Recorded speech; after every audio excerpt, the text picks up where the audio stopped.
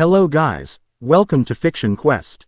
So in this video, we will see, what if Naruto was the Jinchuriki of Ddraig and was destined to marry the Gremory and Phenex Heiresses? If you enjoy these kinds of stories, don't forget to show us some love by hitting the like button and subscribing to the channel. Your support means the world to us. Now, let's start the story. Crimson Destiny. The Dragon Jinchuriki Chapter 1. Crimson Pact. The night air carried the scent of burning pine as Naruto Uzumaki crouched atop a thick branch, his breath creating small clouds in the cold mountain air. 3 days of tracking had led him to this remote outpost where the border between Fire Country and Devil Territory blurred into wilderness. Below him, 5 yokai insurgents huddled around a campfire, their grotesque silhouettes dancing in the flickering light. "They don't look like much," Naruto muttered, adjusting the Jonin vest that stretched across his broad shoulders. "Neither do you to most beings, partner," rumbled the voice inside his mind. "Yet here you are, one of the most dangerous shinobi in the elemental nations." Naruto smirked. After 15 years as Ddraig's Jinchuriki, he'd grown accustomed to the Welsh dragon's sardonic commentary.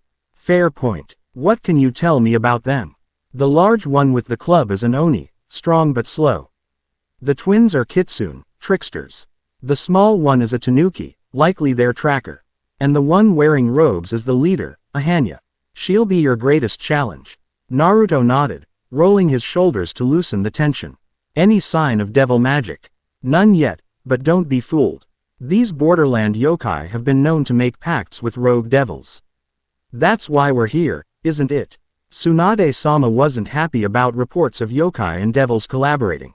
Naruto slipped a tri-pronged kunai from his pouch, the weight familiar in his hand. "Time to introduce ourselves. Try no. To need my power for such minor threats," Ddraig chided, though Naruto detected the dragon's eagerness beneath the words. With practiced ease, Naruto flicked the kunai into the clearing. It struck the ground directly in the center of the camp, causing the yokai to jump to their feet. Before they could react further, a yellow flash illuminated the night, and Naruto materialized where his kunai had landed. "Evening," he said casually, straightening to his full height. "Konoha would like a word about your recent activities." The Oni roared, swinging his massive club in a wide arc. Naruto ducked beneath it with minimal effort, his movements fluid and precise. As the club crashed into the ground, he delivered a chakra-enhanced palm strike to the Ona's sternum, sending the creature flying backward into a tree trunk. The Kitsune twins moved in perfect synchronization, one attacking high while the other went low. Naruto formed a Rasengan in each hand, innovations he'd perfected over years of training, and met their charge. The swirling spheres of chakra connected with the Kitsune, sending them spinning into the darkness with yells of pain. "Is this really the best you've got?" Naruto asked, his voice betraying no strain from the exertion. "I was hoping for a challenge." The Tanuki scampered away into the underbrush, abandoning its companions without hesitation. Only the Hanya remained, her beautiful human face contorting to reveal the demonic visage beneath. "Naruto Uzumaki," she hissed, recognition flickering in her eyes. "The dragon of Konoha. Your reputation precedes you. Then you know what happens next." Naruto replied, his blue eyes hardening. "Tell me about your devil contacts, and this ends peacefully." The Hanya laughed, a chilling sound that echoed through the trees. "You think I fear a human vessel? Your dragon might concern me, but you..." She formed hand seals with unnatural speed.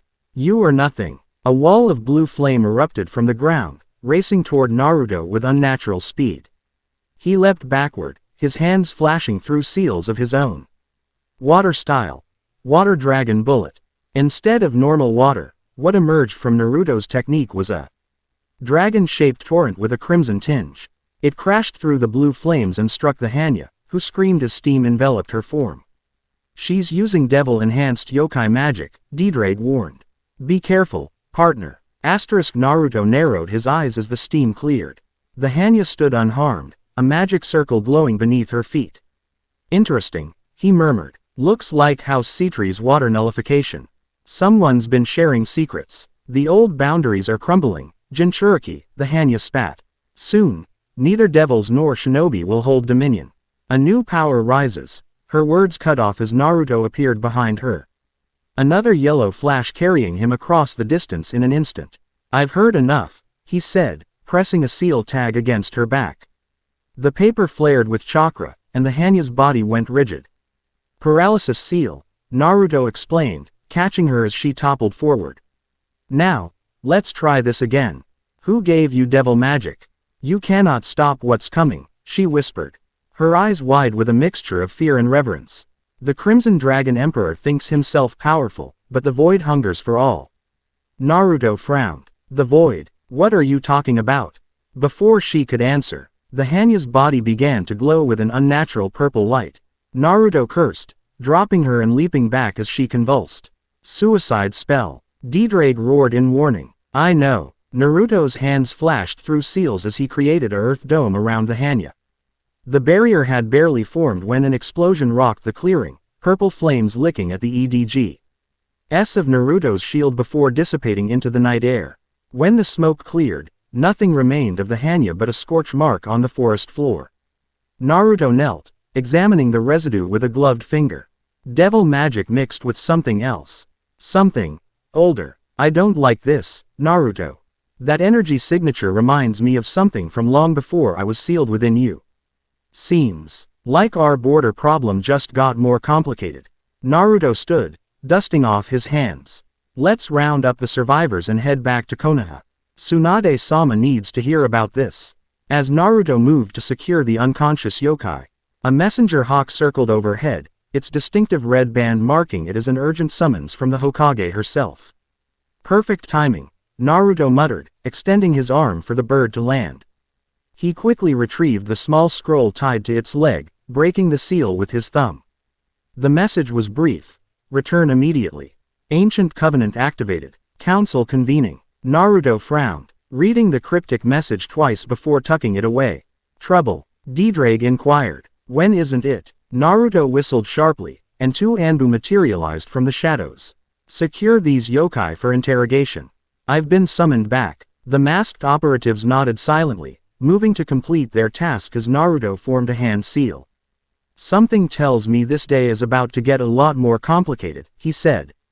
Disappearing in a swirl of leaves and crimson energy, the Hokage's office buzzed with tension as Naruto arrived, finding not only Tsunade but also the village elders, Homura and Kaharu. Along with Shikamaru Nara and, surprisingly, Kakashi. You're late, Tsunade said, though her tone lacked its usual bite. Had to wrap up the yokai situation, Naruto replied, taking in the serious expressions around him. They had devil magic, by the way. House C-tree characteristics, but mixed with something else. That complicates things further, Tsunade sighed, sliding an ancient scroll across her desk. But it's not why I called you back. Naruto approached cautiously, recognizing the faded red seal of the first Hokage. What's this about, Tsunade-sama? AAC, Ovanant made by the first Hokage during the village's founding, she explained, her amber eyes fixed on Naruto with unusual intensity. A political alliance sealed with promises that extend through generations. Shikamaru stepped forward. The scroll activated itself 3 days ago. The seal began glowing and wouldn't stop until we opened it. And, Naruto prompted, a sense of foreboding settling over him. And it concerns you, specifically, Tsunade said heavily. Or rather, it concerns the Jinchuriki of the Red Dragon Emperor. Naruto felt Ddraig stir within him, the dragon's curiosity piqued. What kind of covenant are we talking about? Kakashi cleared his throat. A marriage covenant, Naruto. Between the Jinchuriki of Ddraig and 2 devil houses. The room fell silent as Naruto processed this information, his expression shifting from confusion to disbelief. Marriage, to devil houses. That's ridiculous. I've never even met any devils except on joint missions. The houses of Gremory and Phenex. Tsunade continued, ignoring his outburst. 2 of the most powerful families in devil society. According to the covenant, the Jinchuriki of Ddraig is bound to marry the heiresses of both houses when they come of age. And apparently, all parties have now reached that age, Homura added, his wrinkled face set in disapproval. The devils have already reached out to confirm the covenant's activation. Naruto ran a hand through his spiky blonde hair, struggling to maintain his composure. This can't be serious. I'm a Jonin of Konoha, not some political bargaining chip. And marriage to 2 women I've never met. That's A necessary alliance in increasingly uncertain times, Kaharu cut in. The yokai insurgencies, rogue devil activities, and now these strange energies. Ignatures, you yourself reported. The world is changing, Uzumaki. Konoha needs its alliances. Naruto turned to Kakashi, hoping for support from his former sensei. You can't agree with this, Kakashi-sensei. The silver-haired Jonin shrugged apologetically. I don't, personally, but I understand the strategic value. These houses have protected our borders from supernatural threats for generations, largely because of this promised union. Why wasn't I told about this before? Naruto demanded, turning back to Tsunade. Because it wasn't relevant until now, she answered bluntly. The Covenant stipulated that all parties must reach the age of political maturity. For devils, that's apparently 18 for females of noble houses. For you, as a Jinchuriki, it was 25. Naruto paced the office, mind racing. And if I refuse? Shikamaru coughed awkwardly. According to the fine print, refusal results in the immediate forfeiture of all protective barriers around Konoha that the devil houses have maintained. Plus potential reparations. Those barriers have kept numerous supernatural threats at bay, Tsunade added. Threats our shinobi aren't equipped to handle. They're not wrong, partner, Ddraig rumbled within Naruto's mind. Devil magic forms the outer perimeter of Konoha's defenses against entities from other realms. Has done since Hashirama's time. You knew about this, Naruto hissed internally. I suspected something of the sort. The Gremory and Phenex families have long histories with my previous hosts. It's complicated. Complicated, Naruto muttered aloud, earning curious glances from the others. Fine, what happens now? Tsunade leaned back in her chair. Representatives from both houses will arrive tomorrow for formal introductions. Following that, there will be a probationary period for all parties to become acquainted. How generous, Naruto remarked sarcastically. And the wedding, within 6 months, Kaharu stated. Unless exceptional circumstances arise. Naruto fell silent, processing everything. After a long moment, he squared his shoulders. I want to read the covenant myself. Every word. Of course, Tsunade agreed, gesturing to the scroll. Take your time. But Naruto. Her expression softened slightly. I wouldn't have agreed to enforce this if I didn't believe it was necessary. Naruto nodded curtly, knowing that beneath her tough exterior, Tsunade genuinely cared for him. I understand duty, Tsunade-sama. I always have. He gathered the scroll and turned to leave, pausing at the door. One question. What do we know about these heiresses? Shikamaru stepped forward, handing Naruto 2 dossiers. Gremory and Phenex. Both powerful in their own right. Both, apparently, as unhappy about this arrangement as you are. Great, Naruto muttered. Arranged marriages with 2 unwilling devil princesses. Just what I always wanted. As he left the office, he could feel Ddraig's amusement rumbling within him. Look at the bright side, partner. At least devil marriages tend to be exciting. Not helping, Ddraig. Naruto spent the night in his apartment, poring over both the ancient covenant and the dossiers Shikamaru had provided. The scroll contained language so archaic and convoluted that he had to read some passages multiple times, occasionally consulting Ddraig for clarification on devil terminology. So this whole thing started because the first Hokage needed supernatural protection during the village's early days. Naruto asked, rubbing his tired eyes as dawn's first light crept through his window. Essentially, Ddraig confirmed. Hashirama Senju understood that while shinobi could handle human threats, they were woefully unprepared for supernatural ones. The devil houses offered protect Ion in exchange for future political union with the vessel of a being they particularly revered. You, Naruto concluded. Indeed, among devils, dragons represent the pinnacle of power.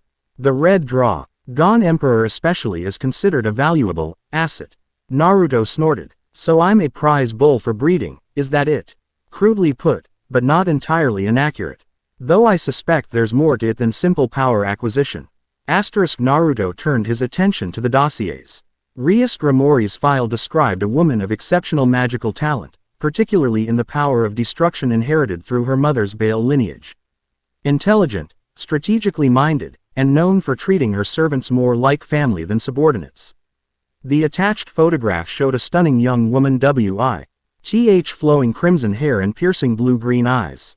Revel Phenex, by contrast, possessed the immortality and fire powers characteristic of her family.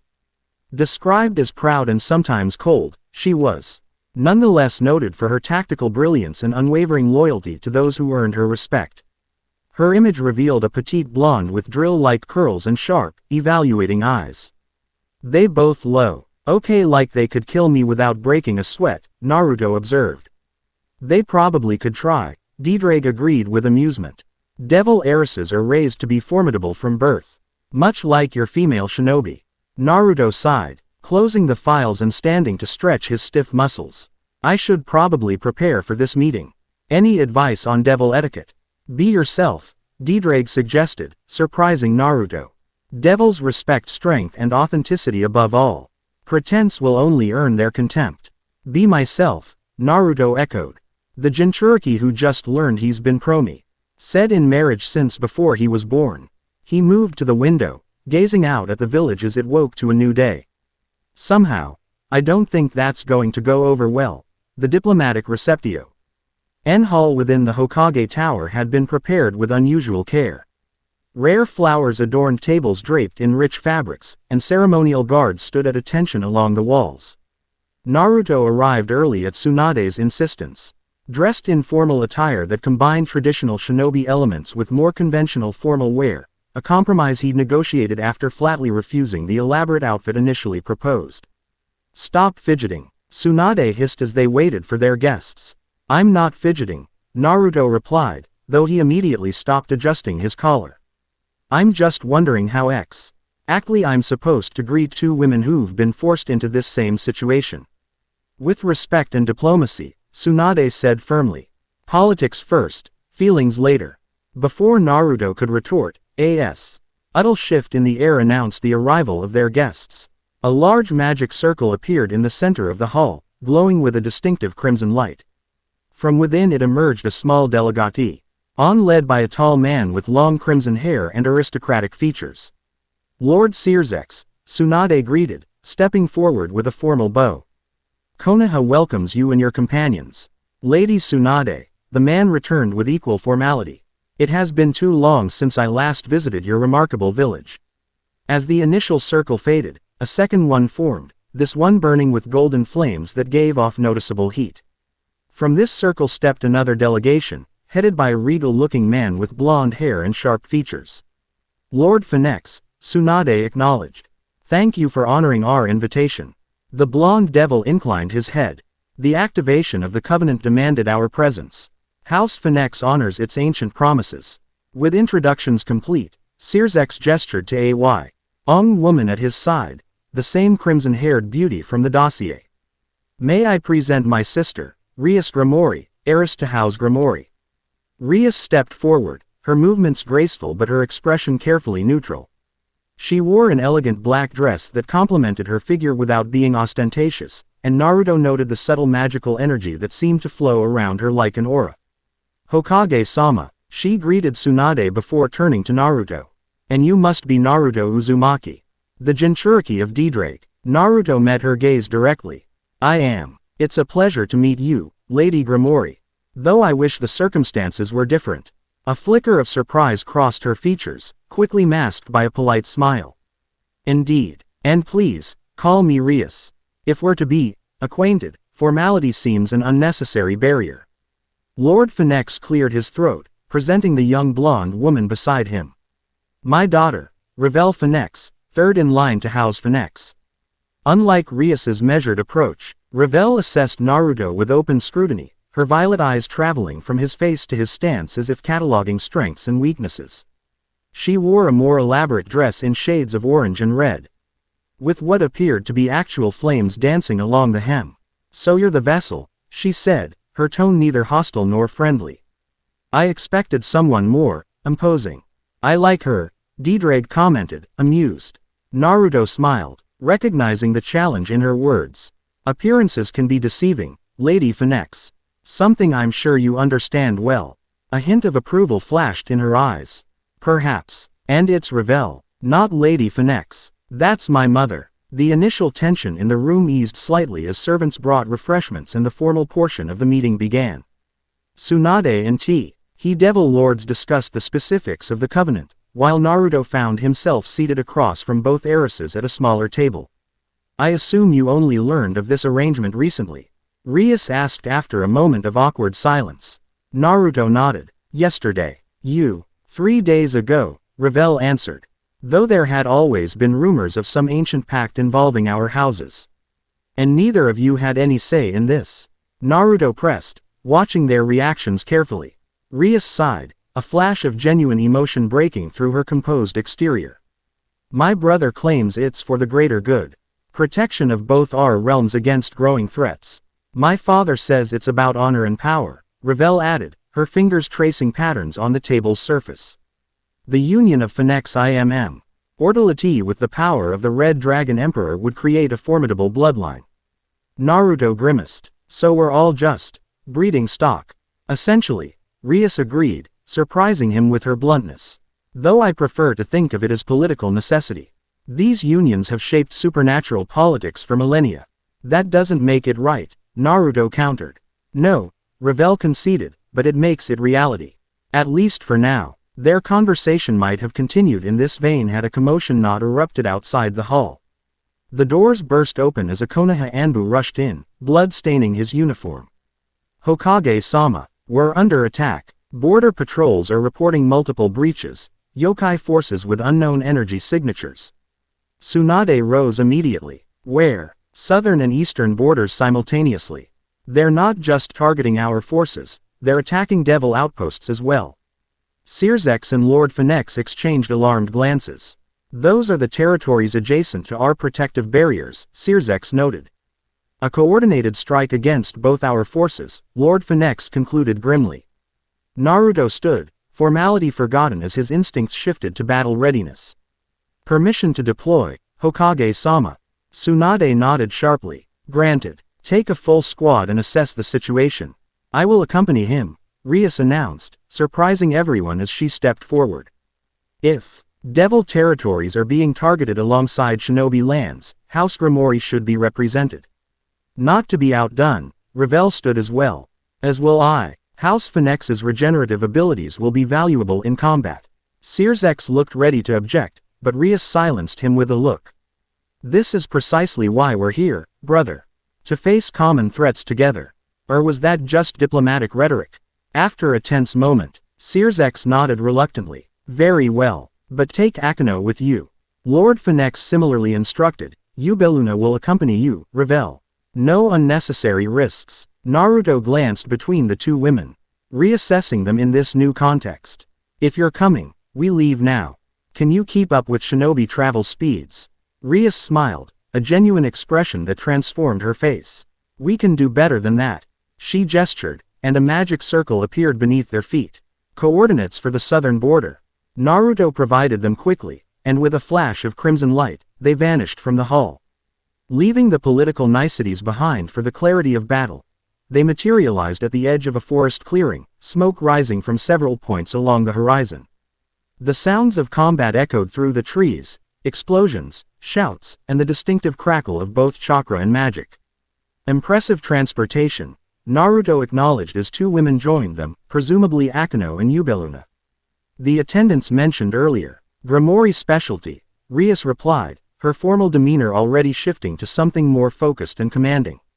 What's the plan? Naruto closed his eyes briefly, extending his senses in the technique he'd developed to complement Ddraig's power. 3 main battle groups, one engaging Konoha forces to the east, another attacking what I assume is a devil outpost to the south.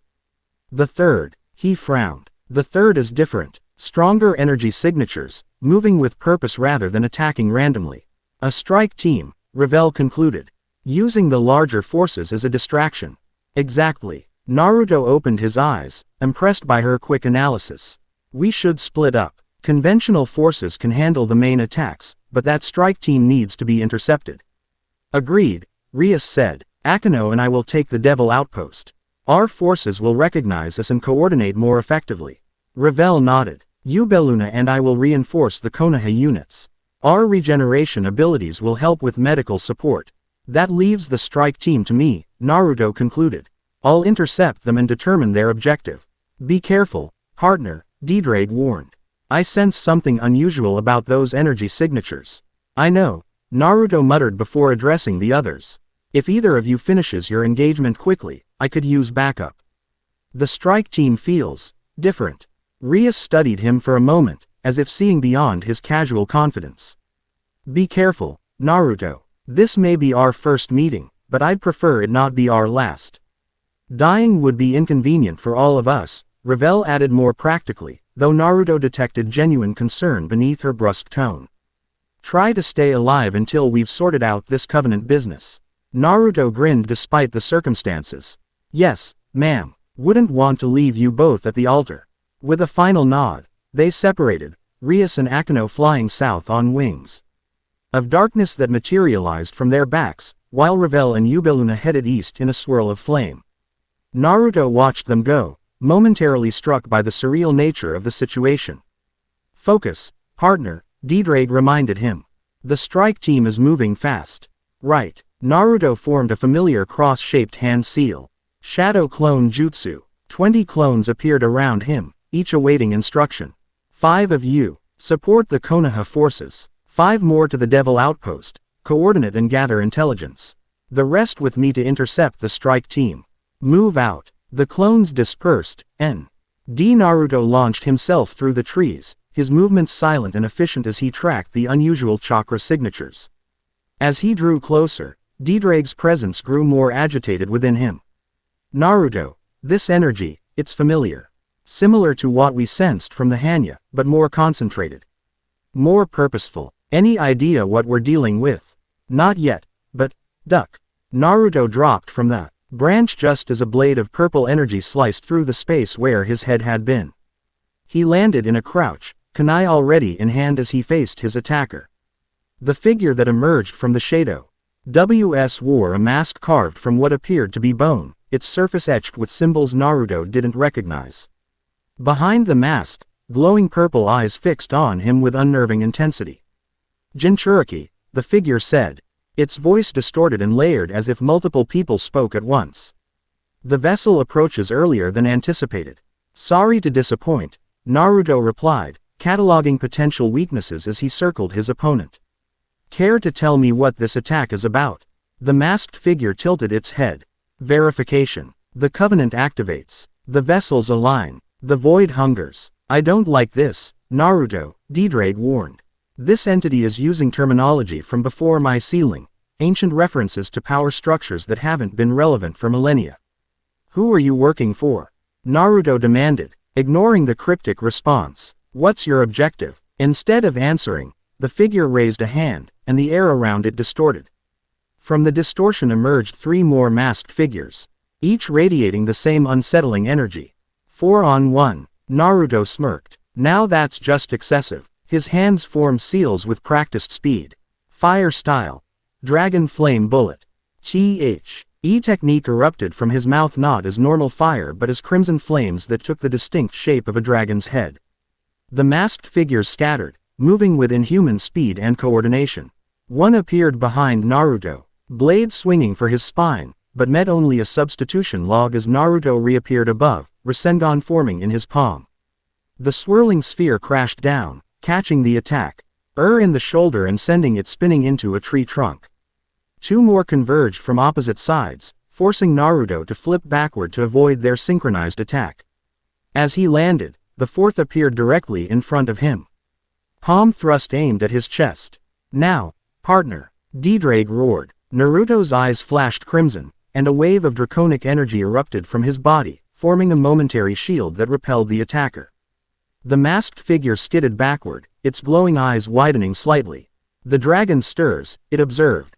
Good. Before Naruto could press his advantage, all 4 attackers leapt backward.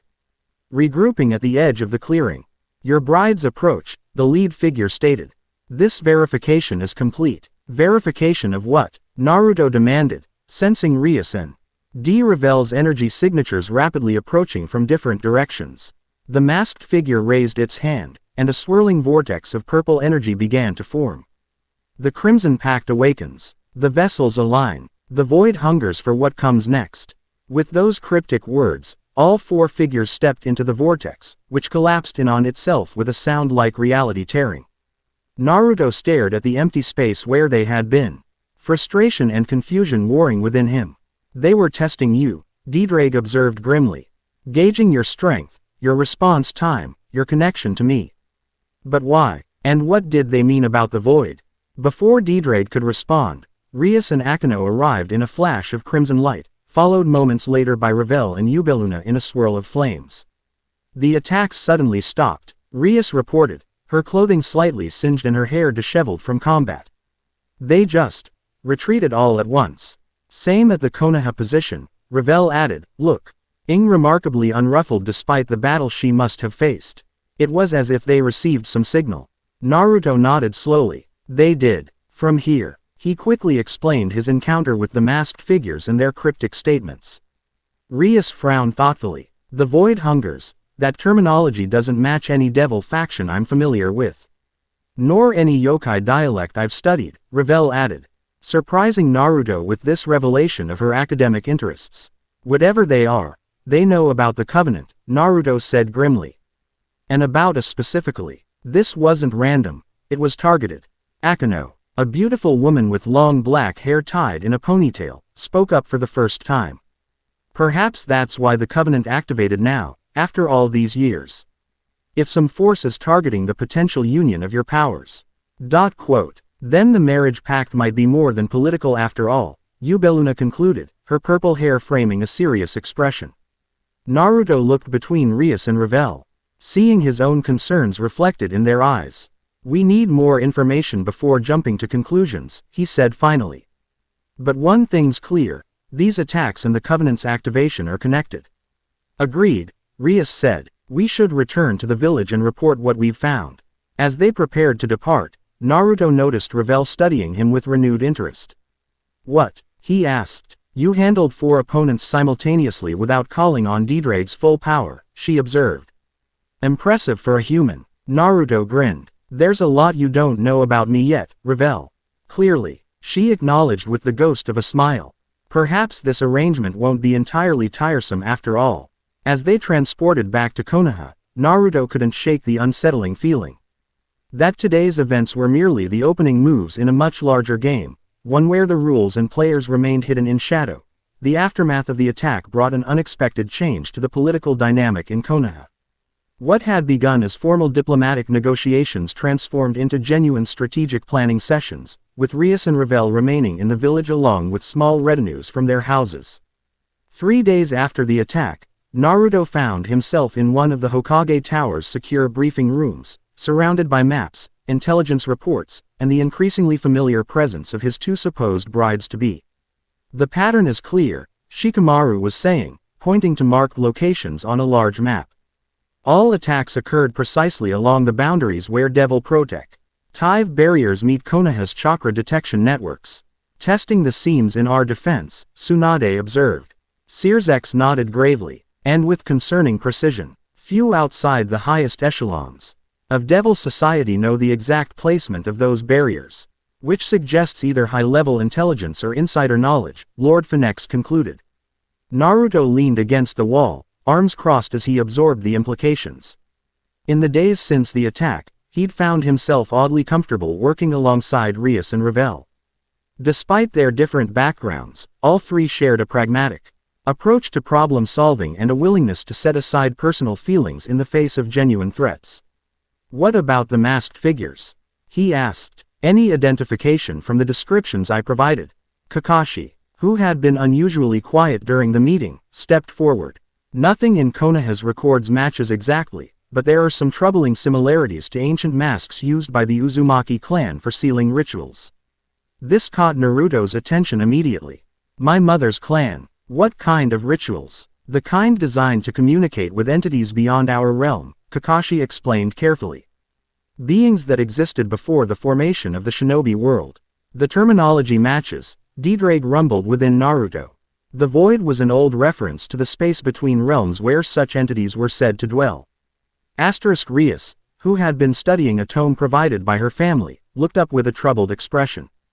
Devil histories mention similar concepts, the spaces between realities where the Great War pushed certain beings when our worlds were formed.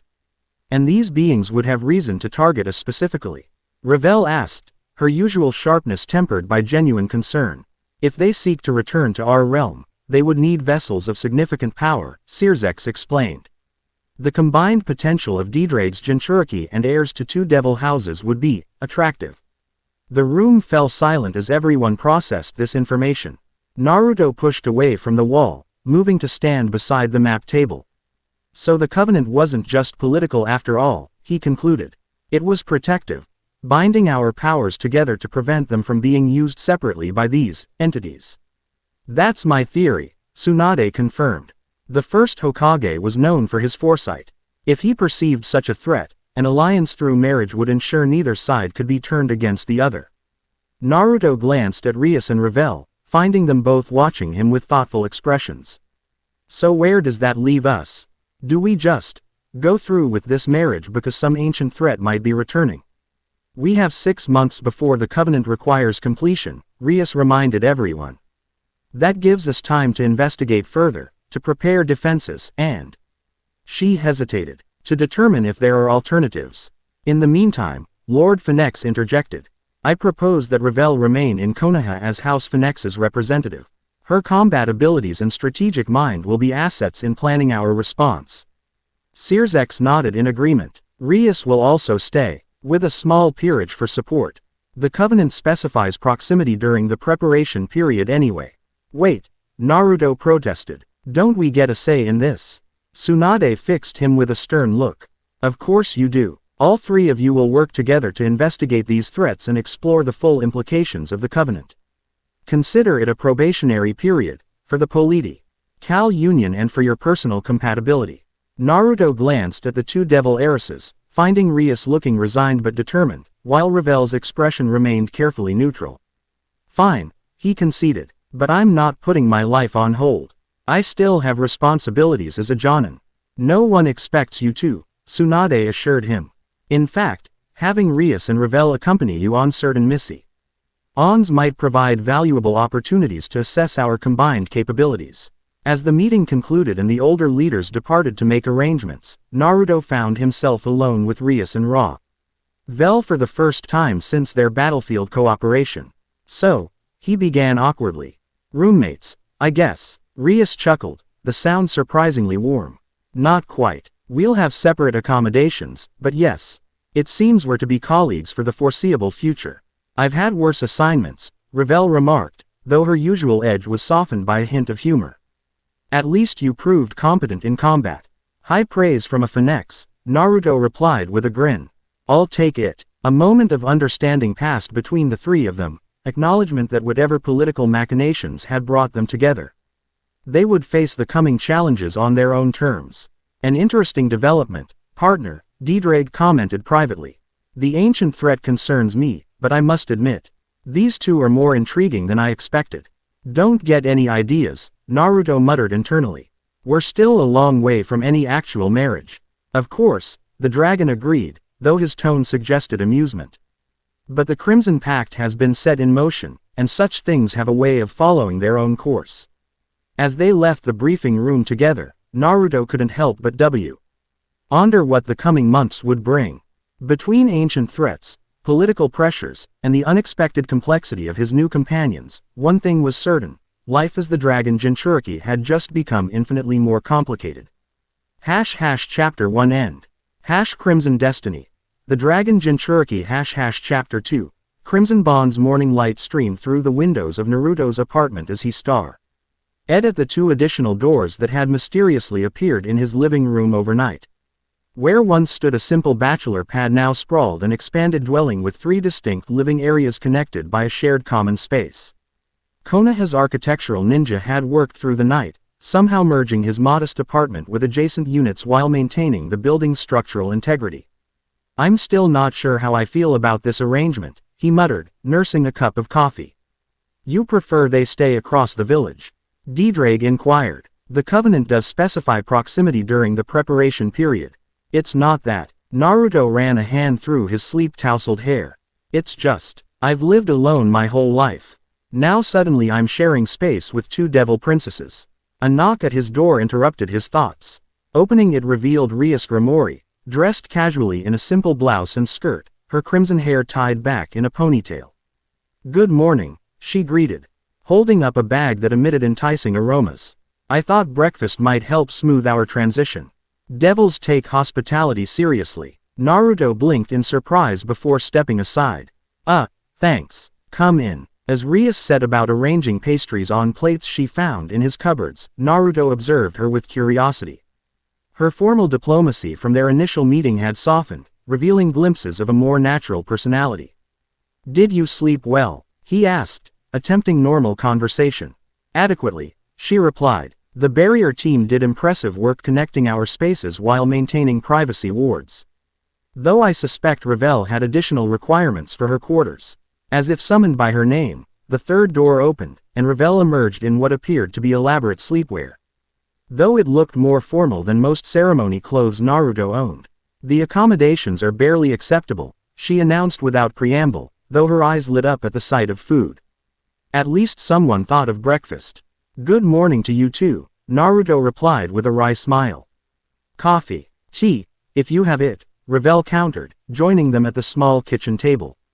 For a moment, the three sat in awkward silence, the strangeness of their situation hanging in the air between bites of pastry. "This is bizarre, isn't it?" Naruto finally said, deciding honesty might break the tension. To his surprise, Rias laughed, a genuine sound that transformed her face. "Completely bizarre. Three strangers sharing living quarters because of an ancient magical contract none of us knew about until days ago." While preparing for a potential invasion from extra-dimensional entities, Revel added, the corner of her mouth twitching upward. "All quite standard for a Tuesday." Their shared recognition of the absurdity eased something in the atmosphere, and Naruto found himself relaxing slightly. "So what's on the agenda today?" he asked, reaching for another pastry. "Besides the summit meeting this afternoon." Rias sipped her coffee thoughtfully. "I thought we might exchange information about our abilities. If we're potentially facing combat together, we should understand each other's capabilities." "Tactical assessment." Revel nodded approvingly. "I agree. Battlefield efficiency requires coordination." Naruto raised an eyebrow. "You make it sound so romantic." "Is romance what you're looking for, Uzumaki?" Revel challenged, though her tone carried a hint of playfulness. "I'm looking for coffee and maybe some normalcy," he replied honestly. "But tactical assessment works too." The morning passed in surprisingly comfortable conversation as they outlined basic information about their powers and fighting styles. Naruto explained his unique combination of shinobi techniques and Ddraig's draconic energy, while Rias described her power of destruction and magical specialties. Revel detailed her immortality through Phenex regeneration and mastery of fire manipulation. "So you literally can't die?" Naruto asked, fascinated despite himself. "Not permanently," Revel clarified. "Though the recovery process is unpleasant and energy-intensive. I avoid testing it unnecessarily." "And your power of destruction?" Naruto turned to Rias. "It can erase anything from existence." "Anything it touches," she confirmed. "Though controlling its scope requires considerable focus. Unlike your chakra techniques, which seem remarkably versatile." Their theoretical discussion might have continued had a messenger hawk not arrived at Naruto's window, bearing the Hokage's seal. "Summit preparations have been moved up." Naruto read aloud. "Were expected at the tower in an hour." The three exchanged glances, the brief moment of normalcy already fading as duty called them back to reality. "Well," Rias said, standing gracefully. "Shall we show the political world what the Crimson Pact looks like in person?" The Grand Council chamber of Konoha had been transformed for the summit. Usual austere furnishings had been replaced with an elaborate circular table surrounded by ornate chairs bearing the symbols of various factions. Representatives from all major shinobi villages sat, interspersed with delegates from devil houses, creating a visual statement of integrated diplomacy that had never before been attempted on such a scale. Tsunade presided from the head position, with Searzex and Lord Phenex flanking her. The sight of Konoha's Hokage in apparent equal standing with Devil Lords sent whispers rippling through the assembled dignitaries. Naruto entered alongside Rias and Revel, all three now dressed in formal attire that blended elements of their respective cultures. They had deliberately chosen to arrive together, a united front against the speculation and political maneuvering they anticipated. Remember, Naruto murmured as they approached their designated seats, everyone here is watching how we interact. Measuring us for weaknesses. Politics is the devil's natural habitat. Rias replied softly. Just follow our lead in the formal exchanges. And try not to break anything, Revel added with a sidelong glance. Their entrance had the desired effect. Conversations halted momentarily as eyes tracked their movement across the chamber. Naruto noted with interest how representatives from Kumo and Iwa seemed particularly attentive, while several minor Ville houses whispered urgently among themselves. Once seated, Tsunade called the summit to order. Distinguished representatives of the shinobi nations and devil houses, thank you for responding to our urgent summons.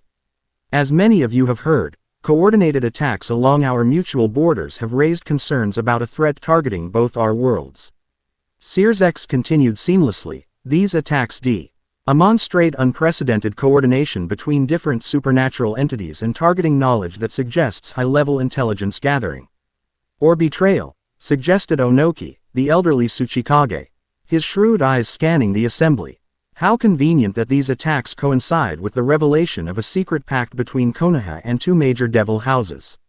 Murmurs of agreement rippled through the shinobi contingent.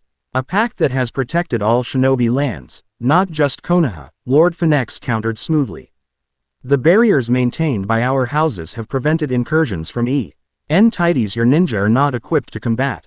Yet we were never consulted about these protections, the Raikage, objected, his powerful arms crossed over his chest. Nor informed of the apparent price, binding a Jinchuriki's power to devil bloodlines. Naruto felt tension rising in the room and decided to interject before accusations escalated further. Standing, he addressed the assembly directly. With respect, Raikage-sama, I wasn't consulted either. His clear voice carried across the chamber. None of us were, but the attacks we faced 3 days ago demonstrated that whatever ancient threat prompted this covenant is very real and very current. Uzumaki speaks truth, rumbled a deep voice from the devil side of the table.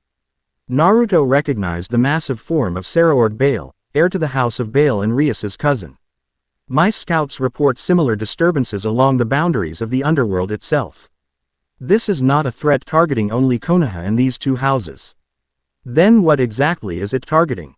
Asked Mei Terumi, the Mizukage, her visible eye sharp with interest. Rias rose gracefully to stand beside Naruto. Based on our investigation so far, we believe it seeks to exploit vulnerabilities between our worlds, specifically, powerful entities capable of serving as vessels. The masked figures Naruto encountered specifically mentioned vessels aligning, and referred to something called the Void. Revel added, completing their unified front. The chamber erupted in overlapping conversations, with representatives demanding more details and offering competing theories. Tsunade allowed the discussion to continue briefly before calling for order. This summit has two purposes, she declared once silence returned. First, to establish a joint task force for investigating these threats. Second, to formalize the previously hidden covenant between Konoha and houses Gremory and Phenex in full transparency with all nations. Transparency now hardly compensates for centuries of secrecy. Onoki objected. Perhaps not, Sears acknowledged. But moving forward together offers better protection than dwelling on past decisions made in different circumstances. The political debate continued for hours, with alliances forming and dissolving around various points of contention. Throughout it all, Naruto observed the shifting dynamics with growing awareness of the larger game being played. Whenever direct questions about the covenant or the planned marriage arose, either Rias or Revel fielded them with diplomatic precision, allowing him to focus on security concerns. During a brief recess, Naruto found himself approached by Gaara, who had remained characteristically quiet throughout the proceedings. This arrangement complicates your life considerably, the Cage observed in his understated way. Naruto smiled at his fellow Jinchuriki. You could say that, but then, when has my life ever been simple? Gaara's expression remained impassive, but his eyes reflected understanding. The two women, they seem formidable in their own right. They are, Naruto confirmed, glancing across the room where Rias and Revel were engaged in separate conversations with various delegates. Honestly, that's the only thing making this situation tolerable. If they were just political pawns.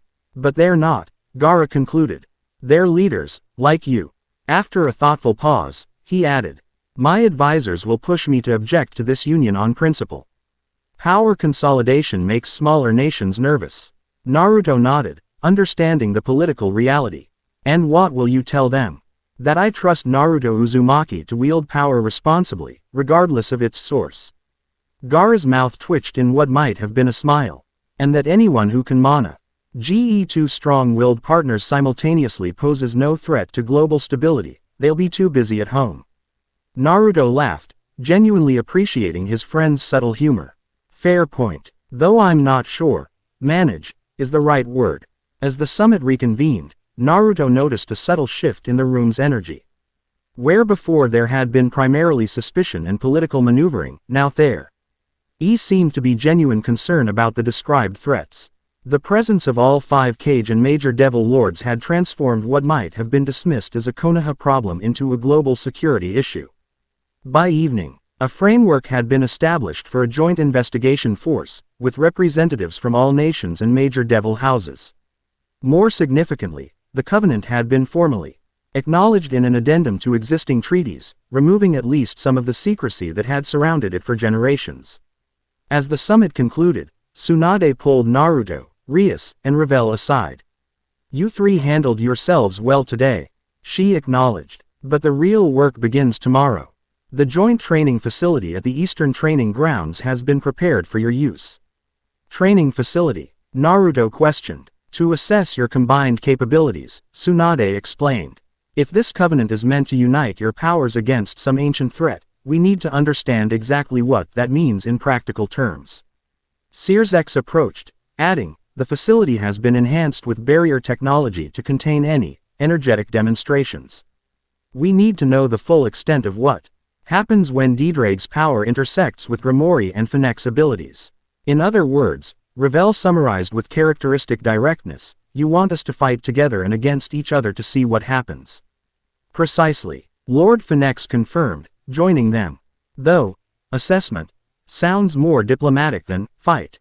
Naruto exchanged glances with Rias and Revel, finding similar expressions of resigned determination. They had expected something like this, being treated as experimental subjects rather than individuals with agency. Fine, Naruto agreed, speaking for all three. But we set the parameters. If we're testing our abilities, we do it our way. Tsunade's eyebrow rose at his assertiveness, but she nodded. Acceptable. Just try to keep property damage to a minimum. As they left the council chamber, Revel commented quietly, that went better than expected. The summit or our little rebellion just now? Naruto asked. Both, Rias answered. Though I suspect our collective families are simply allowing us the illusion of control while watching very carefully. Almost certainly, Naruto agreed. But illusion or not, I'll take whatever agency we can get in this situation. They walked in companionable silence through the evening streets of Konoha, the weight of political expectations temporarily lifted from their shoulders. Tomorrow would bring new challenges, but for tonight, they had successfully navigated their first joint political appearance. Dinner, Naruto suggested impulsively. There's a good place nearby that isn't Ichiraku ramen. The fact that you felt the need to specify, not ramen, tells me something about your usual dining habits, Rias observed with amusement. I'm intrigued by this defensive clarification, Revel added. As Ichiraku a local establishment of note, it's the best ramen in the 5 nations, Naruto declared. But I figured after a day of politics, you might prefer something. I don't know, fancier. The two women exchanged glances that contained an entire conversation before Rias spoke. Actually, I'd like to try this famous ramen place. Cultural experiences are important when building diplomatic relationships. A valid assessment point, Revel agreed with surprising enthusiasm. One should understand local culinary customs. Naruto stared at them for a moment before breaking into a grin. Ichiraku it is, then. Fair warning. Once Tsuki and Ayame learn about our situation, there will be questions. We faced down 5 Kage and a dozen Devil Lords today, Rias reminded him with a smile. I think we can handle a curious ramen chef. As they changed direction toward Naruto's favorite establishment, He felt something unexpected, a small spark of genuine connection beyond political necessity. Perhaps this arrangement, bizarre as it was, might prove more tolerable than he had initially feared. Dawn broke over the eastern training grounds, revealing an elaborate facility that certainly hadn't been there a week earlier. Massive barrier pillars surrounded a central arena, with observation platforms positioned at strategic intervals. The ground itself had been reinforced with chakra-conductive materials, and various training implements stood ready for use. Naruto arrived to find Rias and Revel already present, both dressed in combat attire rather than formal wear. Rias wore what appeared to be a modified school uniform that allowed for movement while maintaining a dignified appearance, while Revel had opted for a more elaborate battle dress in Phenex colors, complete with decorative flames along the hem. "You're late," Revel observed, though without real censure. "Technically, I'm early," Naruto countered, nodding toward the empty observation platforms. "Our audience hasn't arrived yet. They're watching remotely," Rias informed him, pointing to nearly invisible seals etched into the barrier pillars. Devil observation magic combined with Konoha's surveillance techniques. "We have privacy in conversation but not in action." Naruto nodded, unsurprised. "So, how do we want to approach this?" Standard assessment protocols would start with individual demonstrations, then paired exercises, followed by full team coordination. "Logical progression," Revel agreed. "Though I suggest we reserve certain capabilities for when we're actually facing threats rather than performing for distant observers." "Agreed," Rias said. "Basic combat proficiency first, then synergy tests, but we keep our more unique combinations in reserve." Naruto smiled, appreciating their strategic thinking. "Perfect. Ladies first." Rias stepped forward into the center of the arena. "Very well. House Gremory specializes in power and versatility." Without further preamble, she extended her hand, and a sphere of crimson-black energy formed above her palm. The power of destruction, her family's signature ability. With graceful movements, she directed the energy toward a reinforced training dummy, which disintegrated upon contact, leaving no trace behind. Next, she demonstrated her flight capabilities, black bat-like wings extending from her back as she executed a series of aerial maneuvers with impressive precision. Her magic took various forms: transportation circles, binding spells, and energy projections that showcased both offensive and defensive capabilities.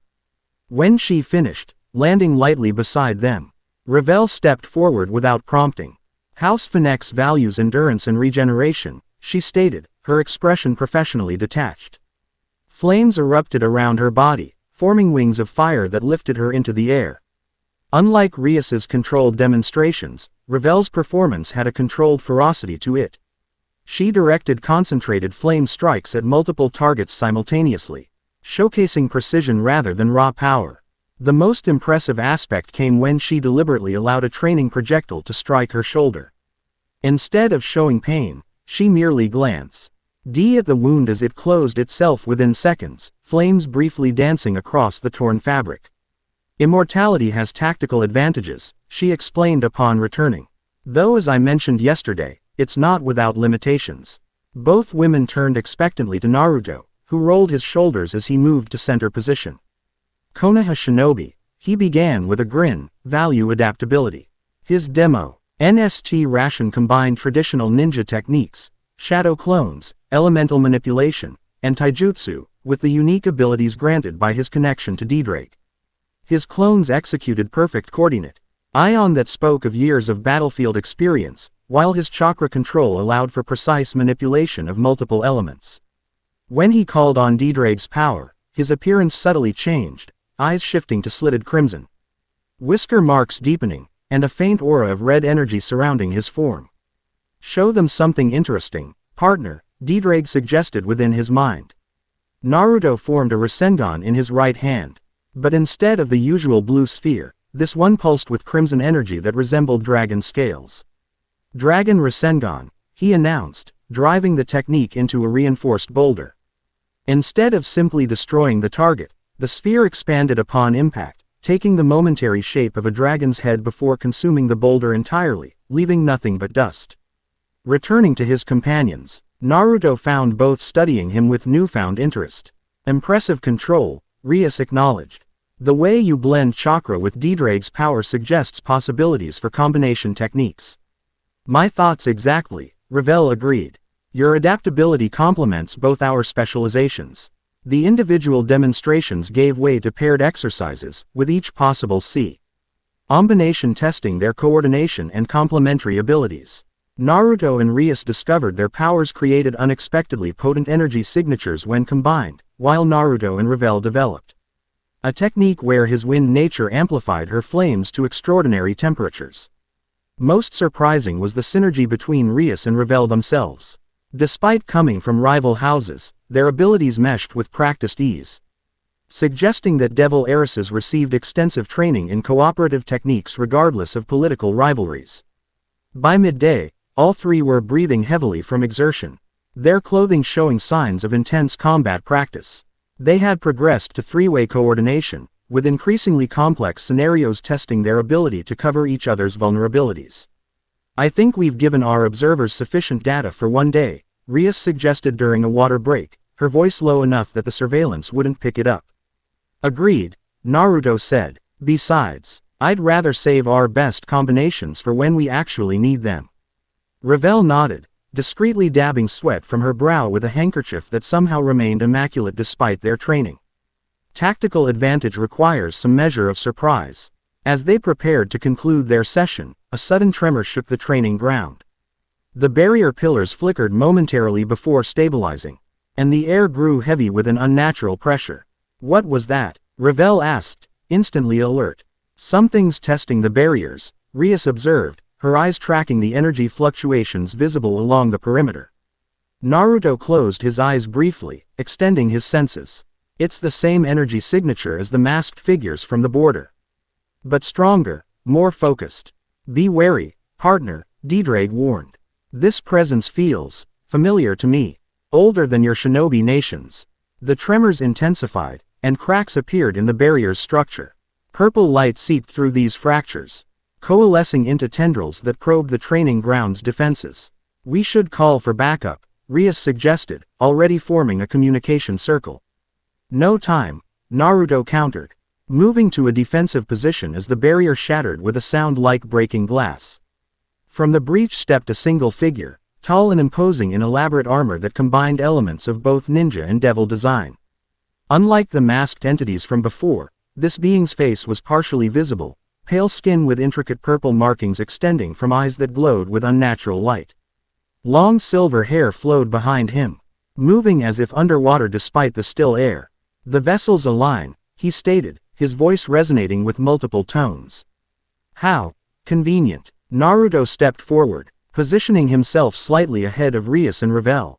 Who are you? The figure smiled, revealing teeth too sharp to be human. I have had many names across many eras. The Uzumaki called me Void Walker. Devils knew me as the Banished One. He gave a mocking bow. But you may call me Mordred, as my mother once did. Mordred. Ddraig's voice held shock rarely heard from the ancient dragon. It cannot be. He was sealed beyond the dimensional gap. Your dragon remembers me, Mordred observed, his gaze focusing on Naruto with disturbing intensity. Good. That will make this more satisfying. Make what more satisfying? Revel demanded, flames already dancing at her fingertips. The harvest, of course. Mordred gestured casually, and the purple energy around him intensified. 3 exceptional vessels, prepared and aligned by ancient covenant. The old fools thought binding you together would prevent my return, but they merely created a more efficient offering. Rias stepped forward, her power of destruction gathering around her hands. Whatever you're planning, it won't succeed. This facility is monitored by the highest authorities of both realms. Is it? Mordred's smile widened as he snapped his fingers. The observation seals on the barrier pillars flared briefly before going dark. How unfortunate that temporal disruption fields interfere with such monitoring. For all they know, you're still conducting your charming little training exercises. Naruto exchanged quick glances with Rias and Revel, a silent communication passing between them. Without warning, all three attacked simultaneously. Naruto's Dragon Rasengan, Rias's power of destruction, and Revel's concentrated flame strike converging on Mordred from different angles. The combined attack struck a purple barrier that materialized around their opponent, the energies struggling against each other for several seconds before dispersing in a shockwave that forced all three backward. Impressive coordination for such a new partnership, Mordred observed, completely unharmed. The Covenant has done its work well, binding your energies into complementary patterns. What do you know about the Covenant? Naruto demanded, already forming hand seals for his next attack. Everything, Mordred replied simply. I was there when it was created, or rather, when it was created to contain me. Before they could process this revelation, Mordred moved with blinding speed, appearing directly before Naruto. His hand shot out, gripping Naruto's throat with inhuman strength. The dragon first, I think, he murmured. Always best to start with the most volatile ingredient. Purple energy crawled from Mordred's fingers toward Naruto's seal, causing Ddraig to roar in alarm within his mind. Naruto felt a pulling sensation, as if something were trying to extract the dragon's essence directly from his body. Resist him, Naruto, Ddraig urged. His power draws from the space between dimensions, it seeks to separate us. Gritting his teeth against the pain, Naruto slammed a Rasengan directly into Mordred's chest. The attack forced the entity to release him, though it seemed to cause little actual damage.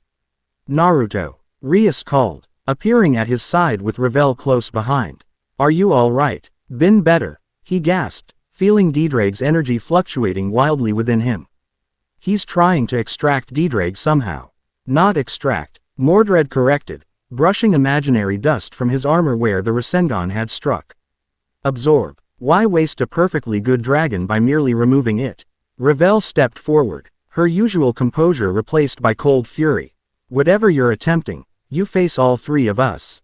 The Covenant you seem to know so much about ensures we stand together. Does it? Mordred's expression turned contemplative. Let's test the theory. He raised both hands, and the purple energy expanded outward in three distinct tendrils, each targeting one of them specifically. Naruto felt his connection to Ddraig being pulled and twisted, while Rias and Revel both cried out as their respective devil powers were similarly affected. Your energies resist each other even as they align, Mordred observed with academic interest. Fascinating. The Covenant creates connection without true fusion. A clever safeguard against exactly what I'm attempting. Despite the pain, Naruto found clarity in these words. That's why the marriage pact exists, he realized aloud. Not just political alliance, it's meant to fully unify our powers so they can't be separated and absorbed individually. Very good, Vessel, Mordred acknowledged. Though it comes too late to help you today. With a gesture, the purple tendrils intensified, and Naruto felt himself being lifted from the ground, his body no longer responding to his commands. Beside him, Rias and Revel struggled against similar constraints, their powers flaring erratically as they fought Mordred's hold. I had hoped for more resistance, Mordred sighed, almost disappointed. But perhaps that will come with time. First, a taste of what awaits. The tendrils constricted, and Naruto experienced a sensation of his energy being forcibly extracted. Ddraig roared in fury and pain within his mind, the dragon's essence partially pulled toward Mordred before snapping back like an elastic band. Interesting, Mordred murmured. The dragon resists more strongly than anticipated. Let's try a different approach. He redirected his focus to Rias, whose crimson aura was beginning to dim as her power of destruction was gradually siphoned away. Her face contorted in pain. Yet she maintained her dignity, refusing to cry out again. Stop, Naruto shouted, struggling against the invisible bonds. Take me instead. In due time, Mordred assured him. But first, I need to understand the interplay of your combined energies. The Gremory destruction aspect, the Phenex immortality principle, and the dragon's adaptability, together, they form something greater than their parts. As Mordred continued his extraction, Naruto felt Ddraig stirring with increasing agitation within him. Naruto, the dragon's voice was urgent, there is a way, but it requires trust. What way? Naruto asked internally, desperate for any solution. Promotion, a technique from Devil Chess Systems. It temporarily elevates a piece, or in this case, a being, to gray chair power by drawing on connected energies. And how exactly do I do that while immobilized? You don't. They do. Ddraig's presence pushed against Naruto's consciousness, seeking connection with the outside. The women, they must willingly share their power. Not extracted, but freely given. Understanding flashed through Naruto. He caught Rias's eye, then Revel's, trying to communicate without words. Something in his expression must have conveyed urgency, as both women focused on him despite their own pain. Rias, Revel, he called out, freely given, your power, share it willingly. Confusion crossed their faces initially, but Rias's eyes widened in comprehension first. Despite Mordred's extraction attempts, she closed her eyes in concentration, and her crimson aura pulsed once before. A tendril of it shot toward Naruto of its own accord. Seeing this, Revel followed suit, her golden flames extending toward him in a similar fashion. What is this? Mordred demanded, his composure slipping for the first time. The Covenant doesn't allow for direct power sharing without. He stopped, eyes narrowing. Unless you've already formed genuine bonds. Impossible in such a short time. He freely offered power from both women reached Naruto, merging with his and Ddraig's combined energy. Unlike Mordred's forced extraction, this sharing felt natural, harmonious, three distinct signatures resonating in temporary unison.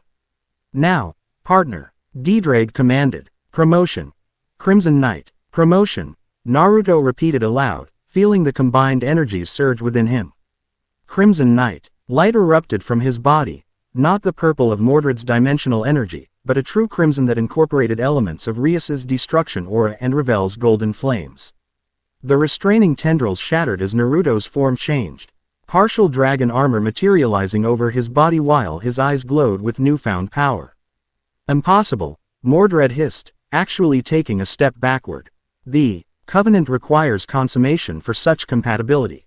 Maybe it's not just about political arrangements, Naruto replied, his voice overlaid with Ddraig's deeper tones. Maybe genuine connection matters more than ancient contracts. With speed that surprised even himself, Naruto closed the distance to Mordred, delivering a punch enhanced by all three energy signatures. The impact sent the entity flying backward through the remains of the barrier, crashing into the forest beyond. The promotion's power surged through Naruto as he pursued, aware of Rias and Revel breaking free of their own restraints behind him. He found Mordred pulling himself from a crater, his perfect appearance now marred by a crack running down one side of his face, revealing not flesh but swirling purple energy beneath. First blood to you, vessel. Mordred acknowledged, genuine surprise in his voice. It seems I underestimated the connection you three have formed. A common mistake, Naruto replied, gathering energy for another attack. People tend to see what they expect to see. Mordred straightened, the crack in his face sealing itself slowly. A temporary setback. The Covenant's potential is even greater than I anticipated, which only makes your eventual contribution to my ascension more valuable. Before Naruto could attack again, Rias and Revel arrived flanking him, both showing signs of fatigue but standing firm. You won't get another opportunity to test your theories, Rias declared, her power of destruction gathering despite her weakened state. We face you together, Revel added, flames dancing around her form even as she subtly leaned on Naruto for support. Mordred studied the three of them, his expression shifting from anger to calculating assessment. Perhaps not today, he conceded. This encounter has been educational. I look forward to our next meeting, when you've had time to develop these fascinating connections further. There won't be a next time, Naruto promised. He promotion power still coursing through him. We know what you are now. We'll be ready. Will you? Mordred smiled, the expression not reaching his glowing eyes. Remember, vessel, I helped create the Covenant you're bound by. I know its strengths and its weaknesses far better than you ever will. With those words, he stepped backward into a tear in reality that opened behind him, the Dimensiona. Rift sealing itself before any of them could follow. The moment Mordred disappeared, the promotion energy faded, and Naruto staggered as his body returned to normal. Rias caught him before he could fall, while Revel moved to examine the area where their adversary had vanished. What was that technique? Rias asked, helping Naruto sit on a fallen tree trunk. That wasn't mentioned in any of the briefing materials about your abilities. It wasn't my technique, Naruto admitted, feeling the strain of the transformation in every muscle. Ddraig suggested it. Something called promotion, apparently from Devil Chess Systems. Recognition dawned in Rias's eyes. Of course, Promotion allows temporary elevation of a piece's capabilities by drawing on the king's power. But you're not part of a peerage. And neither Ravel nor I offered a formal contract. Yet it worked, Ravel observed, returning from her investigation. The power we freely offered was compatible with his and Ddraig's combined energy. That shouldn't be possible without formal devil bonds. The covenant, Ddraig explained, his voice weaker than usual after the ordeal. It creates a foundation for compatibility that would normally require formal contracts or more personal connections. Naruto relayed this information, watching understanding spread across both women's faces. So the marriage aspect isn't just political symbolism. Rias concluded thoughtfully. It's a magical necessity for full power integration. Which explains why Mordred was surprised by the promotion working, Ravel added. He expected the Ovenant to require consummation before allowing such energy sharing. Naruto felt his face warm slightly at the clinical way they discussed what was, essentially, a magical marriage requirement. So what happened instead? Why did it work now? Rias and Ravel exchanged glances, a silent communication passing between them before Rias spoke. Genuine connection, she said simply. We chose to share our power freely. Not because of contractual obligation but because we wanted to help you, to help each other. The covenant creates the framework, Ravel elaborated, but apparently the emotional component matters more than the formal requirements. The implications hung in the air between them as they processed what this meant for their arrangement. Before they could discuss it further, the sounds of approaching reinforcements reached them, Konoha Anbu and Devil Guards, finally breaking through whatever temporal interference Mordred had established. We should report what happened, Naruto said, standing with effort. Especially now that we know who's behind these attacks and what he's after. As medical teams and security forces swarmed the area, the three exchanged one more significant acknowledgement that something fundamental had changed in their relationship. What had begun as political necessity now carried hints of genuine connection, forged in combat and mutual protection rather than arranged formality. The covenant that bound them might have been created by ancient powers, but how they fulfilled it would be their choice alone. The aftermath of Mordred's attack formed what had been an awkward living arrangement into something approaching genuine teamwork. Over the following weeks, Naruto, Rias, and Ravel found themselves working closely together on multiple fronts, researching the Covenant's history, training to refine their combined abilities, and coordinating with both shinobi and devil forces to prepare for Mordred's inevitable return. Their shared armament became command central for their investigations, with scrolls, tomes, and strategic maps covering every available surface. The initial boundaries they had maintained gradually softened as they became accustomed to each other's habits and quirks. 1 month after the training ground encounter, Naruto found himself in an unexpected domestic scene. Seated at the kitchen table with a cup of coffee, he watched as Rias prepared breakfast with casual efficiency while Ravel organized the day's research materials, occasionally passing commentary on Rias's cooking techniques. You're staring, as observed without looking up from the stove. Just thinking, Naruto replied, taking a sip from his mug. About how much has changed in a month. Proximity breeds familiarity, Ravel stated matter-of-factly, though her tone lacked its initial sharpness. It's a basic psychological principle. Is that all it is? Naruto challenged gently. Psychology. The question hung in the air, addressing W. Had all three had been carefully avoiding discussing directly the growing personal connections that extended beyond their political arrangement. Rias turned, spatula in hand, her expression thoughtful. No, she admitted after a moment. It's not just psychology, but it's complicated. Understatement, Ravel muttered, though a small smile played at her lips.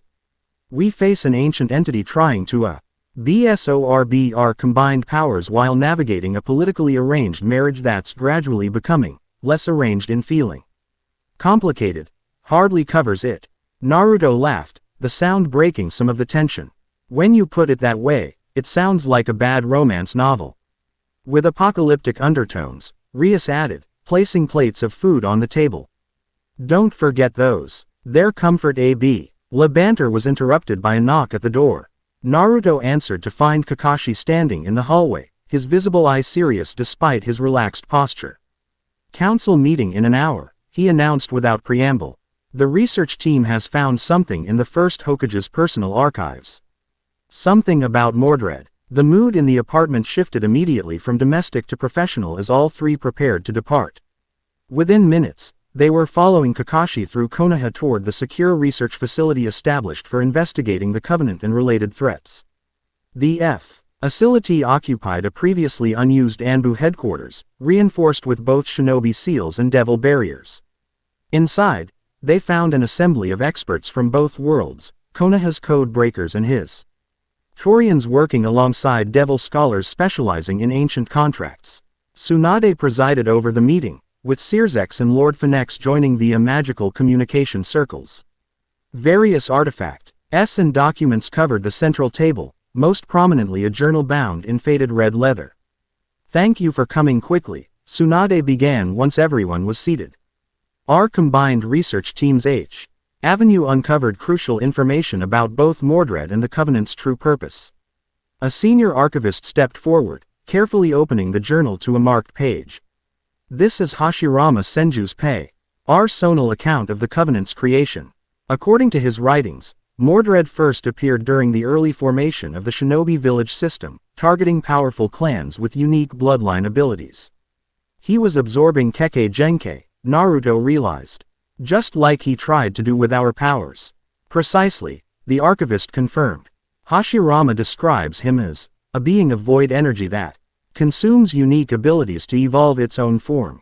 The first Hokage allied with devil houses when he realized conventional shinobi techniques were ineffective against an entity that existed partially outside our dimension." Searsex continued the explanation from his communication circle. "Devil records confirm this account. Our ancestors recognized Mordred as a being from the dimensional gap, the void space between realities where dragons like Ddraig originally dwelled. At the mention of his name, Ddraig stirred within Naruto. "I remember now," the dragon rumbled. "Mordred was once a hybrid, part human, part devil, who sought power beyond both realms. He performed forbidden rituals to access the gap and absorb its energy, transforming himself into something neither devil nor human." Naruto relayed this information, watching recognition dawn on the faces of the devil representatives. "That aligns with our oldest records," Lord Phenex confirmed. "A rogue devil who disappeared into the gap, presumed destroyed until he returned with unnatural abilities and began targeting devil houses." "So how did they stop him the first time?" Ravel asked the question on everyone's mind. The archivist turned to another page in Hashirama's journal. "They didn't. Not permanently. According to this account, Hashirama, working with the heads of House Gremory and House Phenex, managed to seal Mordred back into the dimensional gap. But the seal required ongoing maintenance through a specific power balance. The Covenant, Rias concluded, a binding agreement ensuring that three specific power signatures, Ddraig's, Gremory's, and Phenex's, would remain aligned but separate, creating a barrier that prevented Mordred from fully materializing in our dimension." "But why marriage?" Naruto pressed. "If it's about power alignment, why include that specific requirement?" A devil scholar cleared her throat.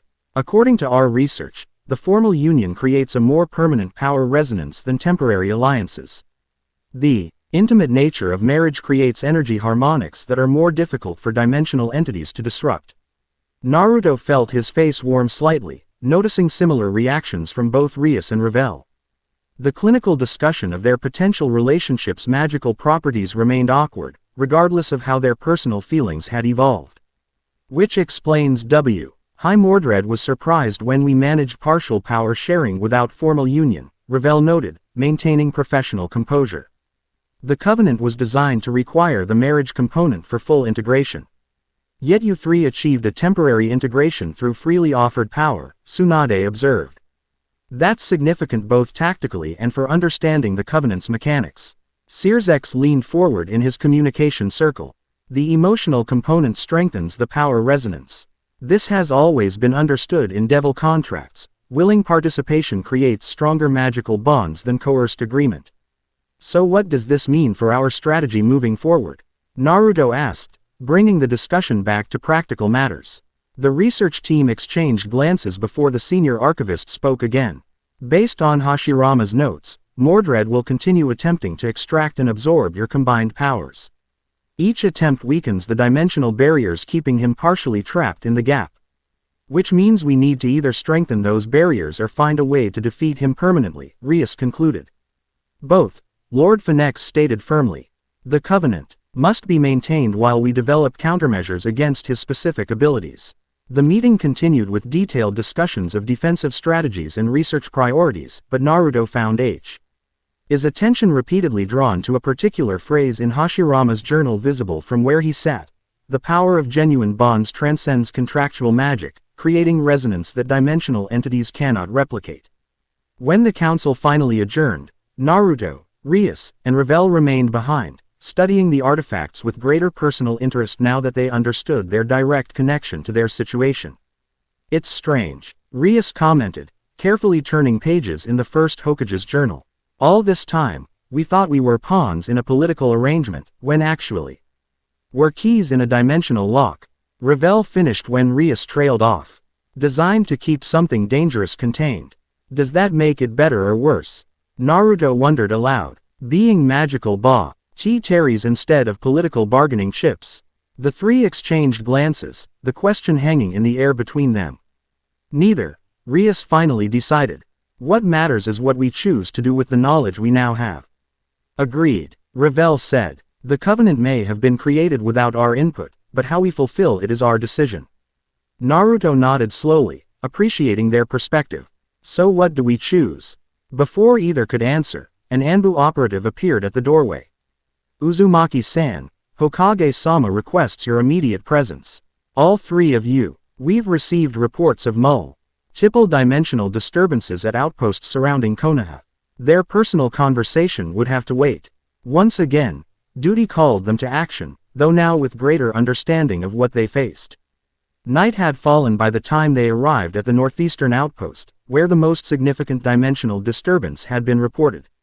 The small border station was manned by a chi team of Konoha Chunin and Devil Guards, all of whom looked relieved at the arrival of reinforcements. Report, Naruto requested as they approached the commanding officer, a seasoned Jonin named Yamashiro. Dimensional fluctuations began 3 hours ago, Yamashiro explained, pointing to a map of the surrounding area. Initially minor, but increasing in frequency and intensity. Chu Scouts Haven. Chi returned from investigating the epicenter. Energy signature, Rias asked, her expression focused and professional. Purple wavelength, similar to previous encounters with the entity identified as Mordred.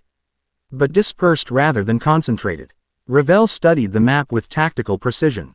A diffusion pattern rather than direct manifestation. He's testing defenses, looking for weaknesses. Or creating them, Naruto suggested grimly. Each fluctuation might be weakening the dimensional barriers in preparation for something larger. The ground beneath them trembled slightly, as if confirming his suspicion. We need to locate the epicenter, Rias decided. If he's attempting to create a breach, we might be able to reinforce the barriers before they fail completely. I'll take point, Naruto said, creating several shadow clones with a quick hand seal. Revel, coordinate with the Devil Guards to establish a perimeter. Rias, can your power of destruction counteract dimensional energy if necessary? Theoretically, she confirmed. It erases whatever it touches from existence. Dimensional rifts should be susceptible. With their roles established, they moved out into the darkened forest. Naruto's clones spread in different directions, while he advanced with Rias toward the area where the fluctuations seemed strongest.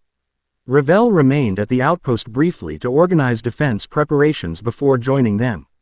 Flames illuminating her path through the trees. They had traveled perhaps 2 kilometers when Naruto felt the air change, becoming heavier, charged with unnatural energy. Why, that made the hairs on his arms stand up. We're close, he murmured, signaling for caution. Rias nodded, her wings materializing in preparation for aerial maneuverability if needed. The energy concentration is increasing exponentially. Whatever's happening, it's accelerating. They emerged into a clearing where reality itself seemed to warp and distort. The air rippled like water, and patches of ground phased in and out of normal space. At the center floated a pulsing purple tear in the fabric of reality, gradually widening as they watched. Dimensional breach, Revel confirmed, arriving behind them. Not fully formed yet, but growing. Be cautious, partner, Ddraig warned. This is not Mordred himself, but a preparatory technique. He's creating an anchor point for a larger manifestation. Before Naruto could relay this information, figures began emerging from the dimensional tear, not Mordred, but the masked entities they had encountered previously. Unlike before, these moved with mechanical precision, taking positions around the clearing in a clearly defensive formation. They're protecting the breach, Rias observed, giving it time to stabilize. Then we don't give them that time, Naruto decided. Revel, can your flames reach the rift from here? Easily, she confirmed, gathering her power. But simple fire won't close a dimensional tear. Not alone, Rias agreed, understanding Naruto's thinking. But combined with my power of destruction and Ddraig's energy. We created a resonance before, Naruto reminded them. Let's see if we can do it again, but controlled this time. The masked guardians sensed their intent, moving to intercept with unnatural speed. Naruto met their charge, creating more shadow clones to engage the frontline while the three of them prepared their combined attack. As Naruto fought, he felt Ddraig's power surging within him, responding to the proximity of the dimensional rift. The dragon seemed both agitated and energized by the familiar energy. Focus, Naruto, Ddraig instructed. Channel my power as you did during the promotion, but direct it outward rather than inward this time. Understanding instinctively, Naruto created a Rasengan infused with Ddraig's crimson energy. Behind him, Rias gathered her power of destruction into a concentrated sphere, while Revel's flames formed a swirling vortex around her hands. Now, Naruto called, and all three released their techniques simultaneously. The energies streaked toward the rift, initially separate but gradually merging as they approached their target. The combination created a spiraling beam of crimson, black, and gold that struck the dimensional tear with devastating force. For a moment, nothing happened. Then the rift began to contract, the edges folding inward as their combined power forced it closed. The masked guardians abandoned their attack on Naruto, rushing back toward the collapsing tear as if trying to maintain it. It's working, Rias exclaimed, maintaining her focus despite the strain evident on her face. Keep pushing, Revel urged, her own expression showing similar exertion. We need to seal it completely. Naruto poured more of Ddraig's power into the beam, feeling the resonance between their three energies strengthening. Something about this combination felt right, natural in a way he couldn't articulate. The rift contracted further, now barely the size of a dinner plate. The remaining masked guardians threw themselves into it desperately, disappearing back into whatever dimension they had emerged from. Just as victory seemed certain, a massive surge of purple energy erupted from the tear, pushing back against their combined beam.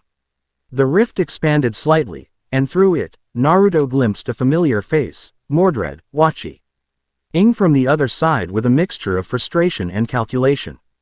Impressive coordination, Mordred's voice echoed strangely, as if coming from great distance despite his apparent proximity. The Covenant's potential develops faster than anticipated. Give it up, Mordred, Naruto called back, maintaining the pressure of their combined attack. You can't break through. Today, Mordred acknowledged with unsettling calm. But your resistance confirms what I suspected. The emotional bonds forming between you strengthen your power resonance beyond what the formal covenant requires. His gaze shifted to include Rias and Revel. A fascinating development, one that changes my approach considerably. Before they could respond, Mordred raised his hand in a dismissive gesture. Until next time, vessels. Consider this encounter educational for all of us. The rift suddenly collapsed inward, disappearing with a thunderclap that knocked all three of them backward. Naruto recovered first, scanning the clearing for any remaining threats, but found only scorched earth where the dimensional tear had been. Is everyone all right? He asked, moving to help Rias to her feet while Revel picked herself up with characteristic self-sufficiency. Intact, Revel confirmed, though her usual perfect appearance was somewhat disheveled. That was more effective than I anticipated. And more revealing, Rias added thoughtfully. Did you notice how the energies merged? Not just combining but actually resonating in harmony. Naruto nodded, remembering the natural flow between their powers. Ddraig said something similar during our first encounter with Mordred, that genuine connection creates stronger resonance than formal contracts.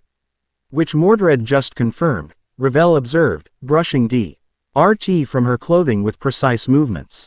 He said our emotional bonds strengthen the power beyond what the Covenant requires. The implication hung in the air between them, too significant to ignore. Yet too personal to address in the aftermath of battle. Their eyes met in a moment of silent acknowledgement before practical concerns reasserted themselves. We should secure the area, Naruto suggested. Creating more shadow clones to establish a perimeter. Make sure there aren't other weak points nearby. I'll contact my brother, Rias agreed, forming a communication circle. The Devil House should be informed about this development. And I'll analyze the residual energy, Revel added, already moving toward the center of the clearing where the rift had been. It might provide insights for strengthening our barriers. As they shifted back into professional mode, Naruto couldn't help but reflect on how seamlessly they now worked together. What had begun as an awkward political arrangement had evolved into genuine teamwork, and perhaps something more, though none of them seemed ready to define it precisely. The night passed in methodical work, securing the area and gathering data. By dawn, reinforcements had arrived to establish more permanent defenses, allowing Naruto, Rias, and Revel to return to Konoha for debriefing. The journey back was made in companionable silence, all too exhausted for substantive conversation. Yet there was comfort in their shared fatigue, the quiet understanding of people who had faced danger together and emerged stronger for it. Upon reaching the village gates, Rias finally broke the silence. We should discuss what happened.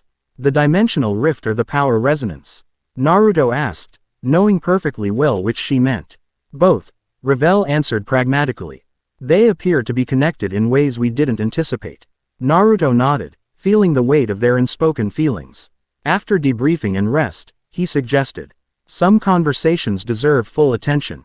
The women agreed, and they separated to clean up before meeting Tsunade. As Naruto watched them walk toward their respective sections of their shared apartment, he felt Ddraig stir within him. The Covenant creates the framework, the dragon observed, but you three are filling it with something the original creators never anticipated. And what's that? Naruto asked internally. Genuine choice, Ddraig replied simply. The difference between arrangement and alliance. Naruto considered this as he entered his own quarters, the distinction resonating with his developing feelings. Whatever came next, whether facing Mordred or addressing their evolving relationship, it would be their choice rather than ancient obligation.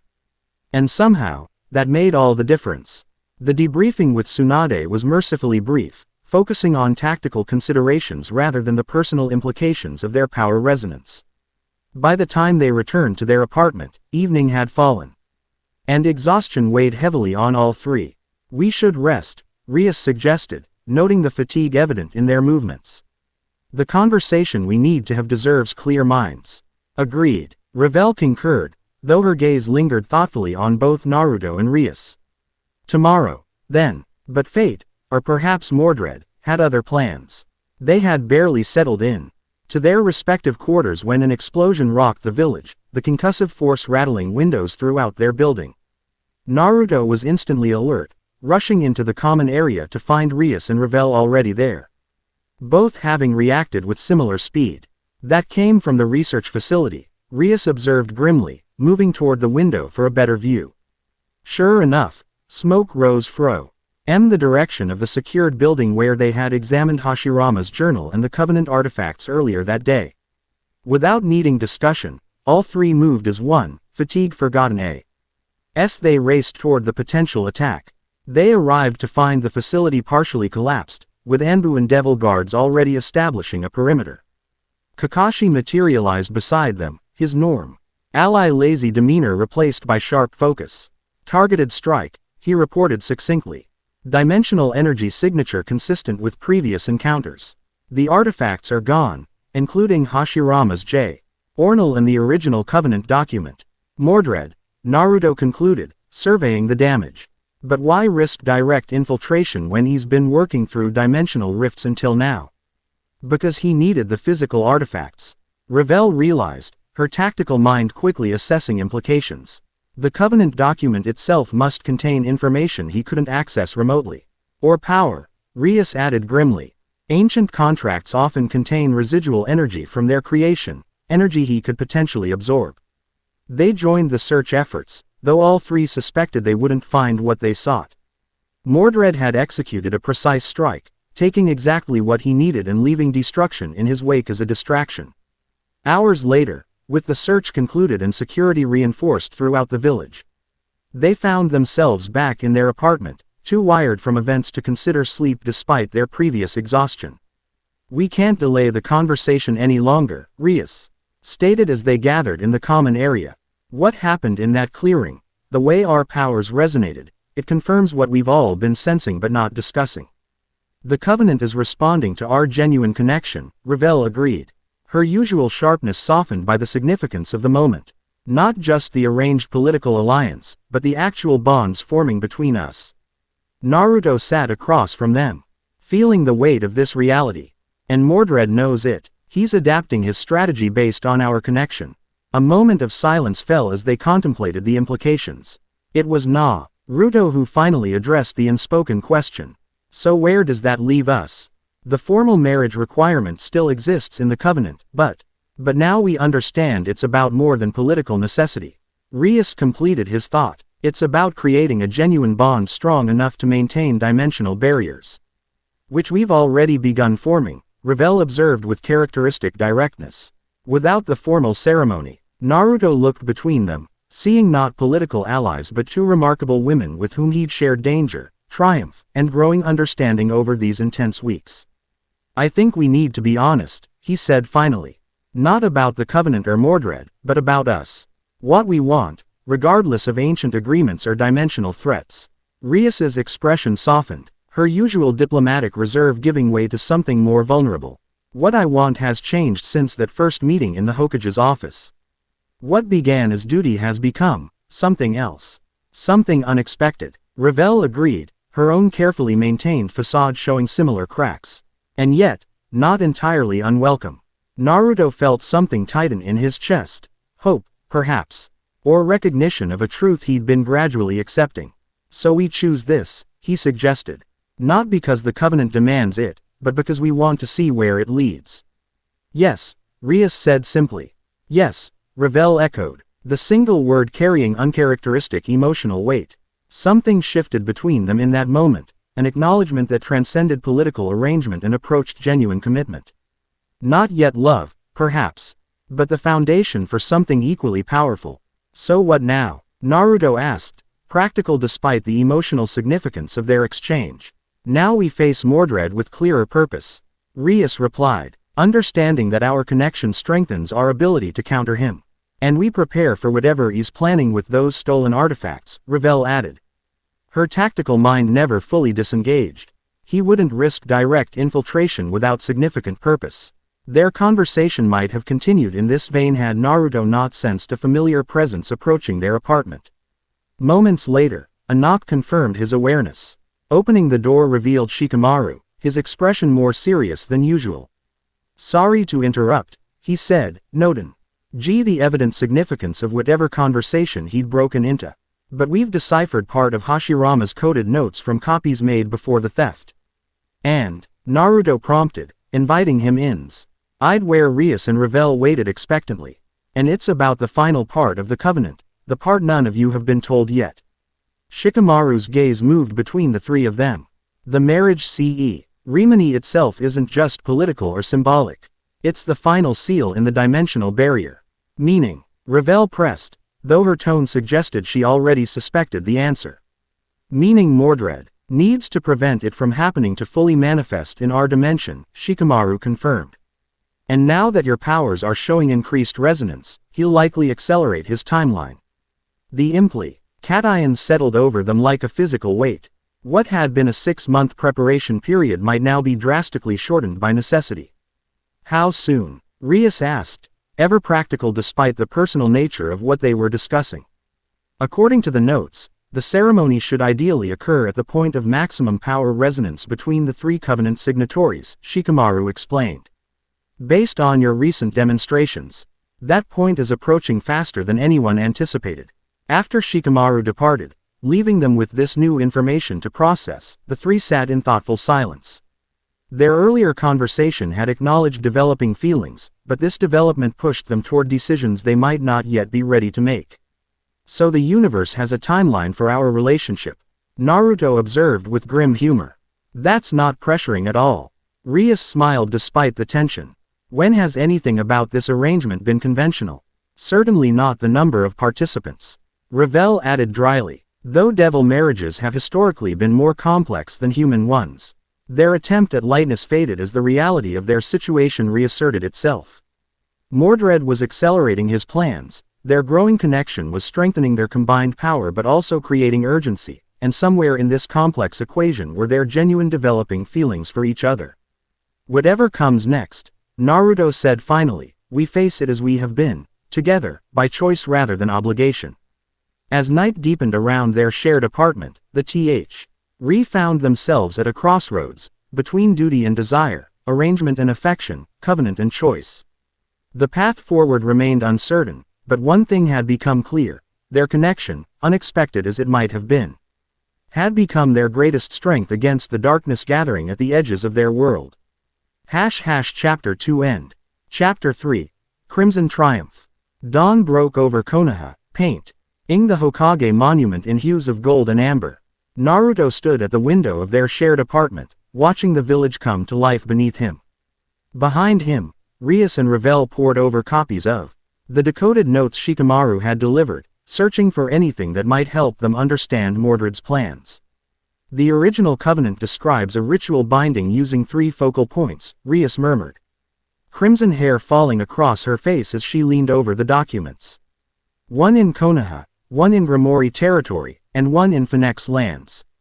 Creating a triangular seal across dimensions, Ravel added, making precise notes in a margin. Ingenious, really. The distance between points actually strengthens the barrier rather than weakening it. Naruto turned from the window, his expression thoughtful. And Mordred stole the physical covenant document because it contains the exact coordinates for these focal points, Rias finished, looking up with concern in her eyes. With that information, he can target the weakest junctions in the barrier.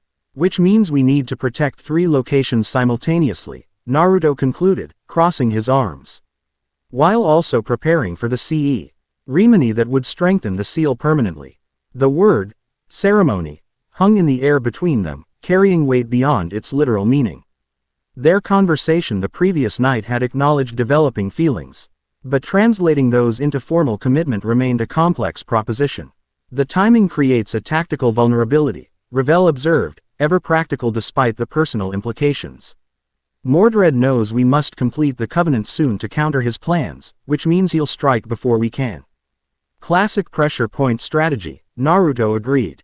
Force your opponent to avoid a tension between multiple critical objectives. Their strategic discussion might have continued had a sudden disturbance not rippled through the air, a subtle vibration that made the windows rattle and cups tremble on the table. All 3 reacted instantly, bodies tensing in recognition of the now familiar energy signature. Dimensional fluctuation, Rias said unnecessarily, already moving toward the door. But where? Naruto closed his eyes briefly, extending his senses outward. It's not concentrated in one location.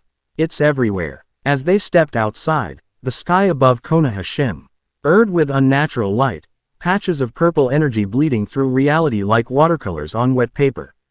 Citizens stopped in the streets, faces upturned in confusion and fear at the unprecedented phenomenon. He's testing the entire barrier, Ravel realized, her analytical mind quickly processing what they were seeing. Not trying to break through yet, but mapping its current strength across all points. A prelude to coordinated strikes, Rias added grimly. Before they could formulate a response, a messenger hawk circled down, landing on Naruto's outstretched arm. The message it carried was brief but urgent. Emergency council convening. All faction representatives required immediately. The council chamber was already filled when they arrived, with representatives from both shinobi Ions and devil houses gathered in tense discussion. Multiple communication circles displayed images of similar atmospheric disturbances occurring across various territories. It's happening everywhere, Tsunade confirmed as they entered. Every location with a barrier junction is experiencing the same phenomenon. But no actual breaches yet, Searsex added from his communication circle. Ours to be reconnaissance rather than invasion. For now, Lord Phenex cautioned. Our sensors indicate growing instability in the dimensional boundaries. Full breaches may be imminent. As the broader strategic discussion continued, Naruto noticed Shikamaru motioning them toward a side table where he had arranged additional documents and maps. I've cross-referenced the Covenant coordinates with current disturbance patterns. He explained quietly. There's a pattern you should see. The map he revealed showed not just the 3 primary focal points mentioned in their earlier discussion, but dozens of smaller nodes connected by lines of energy that collectively formed the barrier network. The entire system is more complex than we initially understood, Shikamaru continued. These secondary nodes act as reinforcement points, distributing the strain across the barrier network. And they're failing, Revel observed, noting the red markings on several points. Systematically, Shikamaru confirmed, in a pattern that suggests deliberate targeting rather than random degradation. Rias studied the map with growing concern. He's isolating the primary focal points by eliminating their supporting network. When enough secondary nodes fail, the main junction points become vulnerable. Naruto finished, understanding the strategy immediately. Classic siege tactics. Cut off the supply lines before attacking the fortress. Their analysis was interrupted as Tsunade called the council to order. Based on our combined intelligence, we face imminent breaches at multiple locations. We need to deploy our strongest assets strategically to counter these incursions. What followed was an intense planning session as forces were allocated to various vulnerable points. As discussion turned to the 3 primary focal points, Searsex raised a point that silenced the chamber. The Covenant's power is tied directly to its signatories, he reminded everyone. Maximum defensive potential requires Naruto, Rias, and Revel to be present at the junction points when Mordred attempts to breach them. But there are 3 points and only one Naruto, Tsunade countered. Unless you're suggesting we split him into shadow clones for this purpose. No, Lord Phenex interjected. Shadow clones would not carry the full Covenant signature. We need the 3 of them at their respective ancestral focal points. Understanding dawned across the room, along with the uncomfortable implications. Naruto exchanged glances with Rias and Revel, seeing his own realization mirrored in their expressions. You want to separate us? Naruto stated flatly. Send each of us to defend a different focal point. It's the only way to maintain maximum barrier integrity across all 3 junctions simultaneously, Searsex confirmed. His expression genuinely regretful. Rias must return to Gremory territory, Revel to the Phenex ancestral lands, and Naruto must remain in Konoha. That's exactly what Mordred wants, Revel objected, her usual composure slipping slightly. Our power resonance is strongest when we're together. Separating us weakens our collective effectiveness. And plays directly into his divide and conquer strategy, Rias added. Standing beside Revel in united opposition, Tsunade sighed heavily. We understand the tactical disadvantage. But our barrier specialists confirm that the Covenant's design requires physical presence of its signatories at the junction points to reinforce them against targeted attacks. A tense silence fell over the chamber as the impossible choice crystallized before them. Stay together and leave 2 focal points vulnerable, or separate and face Mordred's forces individually with diminished power. It was Naruto who finally broke the impasse, his voice calm despite the storm of emotions beneath. How long? What? Tsunade asked, surprise evident in her tone. How long would we need to remain at the separate focal points to reinforce the barriers? Naruto clarified, his mind already working through alternatives. Shikamaru consulted his notes. According to the Covenant specifications, a minimum of 24 hours to stabilize the primary junctions. After that, the barriers would maintain reinforced integrity for approximately 3 days before requiring renewed presence. Naruto nodded slowly, formulating a plan.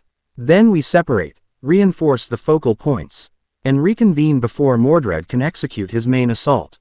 And if he attacks while you're separated, Lord Phenex challenged, then we each defend our positions until reinforcement arrives. Naruto replied with quiet confidence. We're not exactly helpless individually. Rias stepped forward, supporting his position. Naruto's right. This gives us the best compromise between tactical necessity and Covenant requirements, and maintains our agency in this situation, Revel added pointedly, her gaze sweeping the council members.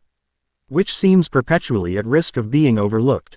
After further discussion of logistics and security details, the Council reached consensus.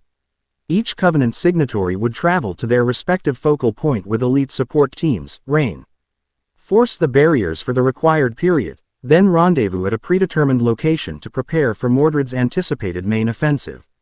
As the meeting concluded and preparations began, Naruto ND a quiet moment with Rias and Revel away from the commotion. "I don't like this," he admitted, the facade of confident strategy giving way to genuine concern. "Separating feels wrong, especially now. Strategically and personally." Rias agreed, her usual diplomacy absent in this private exchange. "Yet necessary," Revel concluded pragmatically, though her expression betrayed similar misgivings. "At least temporarily." They stood in silence for a moment, the weight of impending separation hanging between them. Their connection had grown so rapidly, become so essential to their individual strength, that being apart now felt like losing a limb. 24 hours, Naruto said finally. "We reinforce the barriers, then come back together stronger than ever. And face whatever comes next as we have been," Rias added, echoing his words from their earlier conversation. "Together," Revel completed, her hand briefly touching his arm in a gesture that conveyed more than words could. As preparations accelerated around them, the three found themselves drawn into separate planning sessions with their respective support teams. Their last shared glance carried promises too complex for verbalization, determination, concern, and something deeper that had grown between them despite the extraordinary circumstances of their meeting. 24 hours apart, then reunion. Then whatever final confrontation awaited them. Simple in theory, but as they would soon discover, Mordred had anticipated this move as thoroughly as all their previous strategies. The Gremory ancestral lands shimmered with unearthly beauty as Rias materialized within the main transportation circle of her family estate. Gothic architecture stretched toward a crimson sky, the perpetual twilight of the underworld casting long shadows across manicured grounds. "Welcome home, Rias-sama," greeted Grafia, the silver-haired maid who served as both household manager and her brother's wife. "Preparations at the focal point are complete as requested." "Thank you, Grafia," Rias replied, stepping from the circle with her support team following behind. Akeno, her queen, and Kiba, her knight, both looking alert despite the instantaneous journey from Konoha. "Any unusual activity to report?" "Nothing direct," Grafia answered, falling into step beside them as they moved through the estate. "Though the barrier fluctuations have intensified over the past hour, the dimensional pressure is concerning." Rias nodded, feeling the truth of this assessment in the heavy atmosphere around them. The underworld always felt different from the human realm, but now there was an additional weight to the air, a pressure against her devil senses that spoke of boundaries being tested. "My brother?" she inquired as they approached the estate's eastern boundary.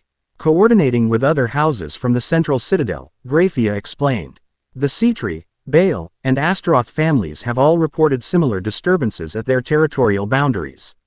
They arrived at an ancient stone circle half hidden within a grove of trees whose leaves shimmered with an iridescent quality unique to underworld flora. At the center stood a pill, carved with symbols that matched those from the Covenant document, pulsing with faint crimson light that matched Rias's own power of destruction. "The Gremory focal point," she murmured, approaching the pillar with measured steps. "I've passed this circle hundreds of times growing up, never knowing its true significance." "Few did," Akeno commented, her usual playful demeanor replaced by serio focus as she assessed their surroundings. The Covenant's details were kept remarkably secret, even within Devil society. Rias placed her palm against the pillar, feeling an immediate resonance with her own power. The symbols brightened at her touch, the crimson glow intensifying and spreading outward along channels carved into the stone circle's floor. "It recognizes you," Kiba observed, his hand resting on the hilt of his sword as he maintained vigilant watch. "More than recognition," Rias corrected, feeling energy flowing between herself and the ancient structure. "It's drawing on my or specifically, the Gremory destruction aspect that's part of the Covenant's foundation." For several minutes, she maintained contact, allowing the focal point to establish proper connection. When she finally stepped back, the entire circle glowed with steady crimson light, pulses of energy visibly spreading outward into the surrounding barrier network. First phase complete, she announced. Check. King, a communication device provided by Konoha's research team. The barrier strengthening process has begun.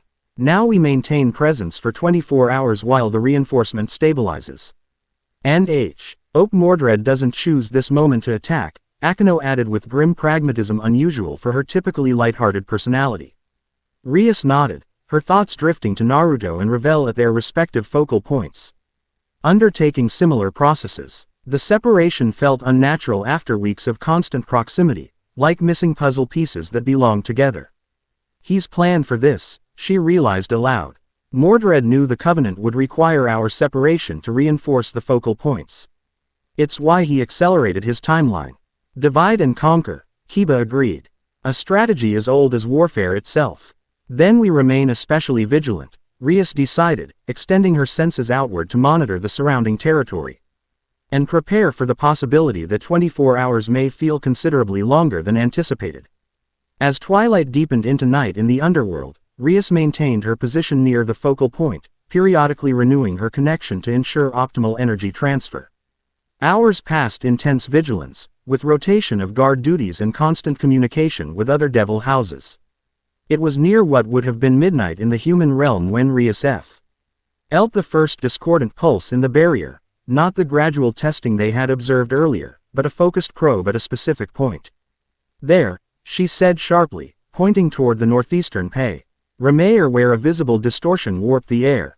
Something's attempting entry. Akeno moved immediately to her side, lightning crackling between her fingers as she prepared for combat.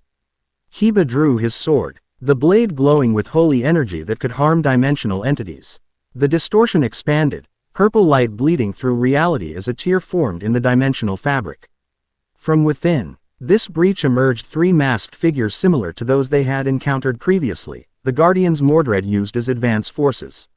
Right on schedule, Rias murmured, gathering her power of destruction. Defensive formation. Protect the focal point at all costs. The masked entities moved with unnatural coordination, spreading out to flank the stone circle from multiple directions. Unlike previous encounters where they had attacked directly, these moved with measured precision, as if following a specific tactical plan. They're trying to disrupt the barrier reinforcement, Akeno observed, unleashing a bolt of lightning that struck one guardian and momentarily disrupted its advance. More than that, Rias realized as she noticed their movement pattern. They're trying to herd us away from the focal point. Understanding the strategy, Rias held her ground, releasing concentrated bursts of destruction energy to maintain control of the immediate area around the stone circle. Kiba Ted between attackers with supernatural speed, his sword keeping them at bay without fully engaging any single opponent. The battle continued in this measured fashion for several minutes, the Guardians probing their defenses without committing to all-out assault, while Rias and her team maintained their protective position around the focal point. Then the pattern suddenly shifted. The Guardians withdrew simultaneously, reforming at the edge of the clearing. The dimensional tear through which they had entered expanded again, and a familiar figure stepped through, not Mordred himself, but a woman Rias had never seen before. She wore armor similar to Mordred's but more ornate, with flowing robes beneath that moved as if in constant slow motion. Her face was partially obscured by what appeared to be a half-mask fused to her skin, revealing only one human eye while the other glowed with the same purple energy as the rift behind her. Rias Gremory, the woman spoke, her voice carrying the same multi-toned quality as Mordred's. Heiress of Destruction, Vessel of the Covenant. Rias straightened, maintaining her power at ready. You have me at a disadvantage. You know my name, but I don't know yours. Names are transitory things, the woman replied with a dismissive gesture. But in my previous existence, I was called Cateria Leviathan. Rias couldn't hide her shock. Impossible. Cater. A Leviathan was executed for treason against Devil Society centuries ago. Death is merely transition for those who understand the void's nature, the woman, Cateria, responded. Mordred showed me the truth beyond our limited reality. Now I serve as his herald.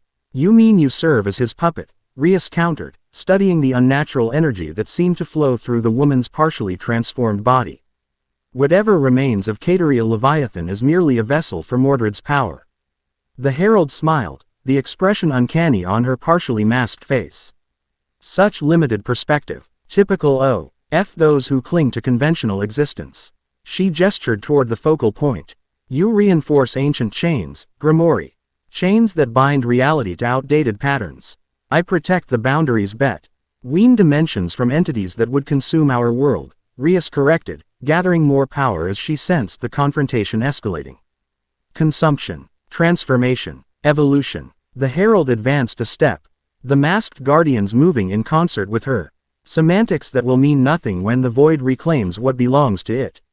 Without further warning, she attacked, not with direct force but by slamming her palm into the ground. Purple energy raced across the earth in fracture-like patterns, heading directly for the focal point. Rias reacted instantly, interposing a wall of destruction, energy that erased the approaching attack from existence. The defensive move succeeded but cost her significant power, which had already been partially depleted from hours of reinforcing the barrier.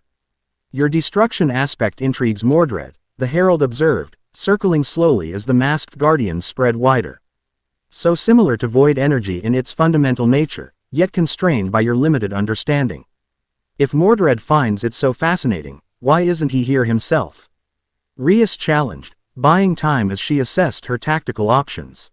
Does he always send subordinates to do his important work? The herald's human eye narrowed. Mordred attends to the vessel of greatest significance.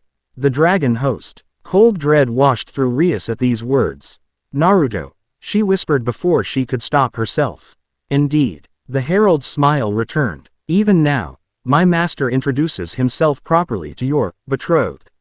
Their reunion will be quite educational for both. Fury replaced fear as Rias registered the implication.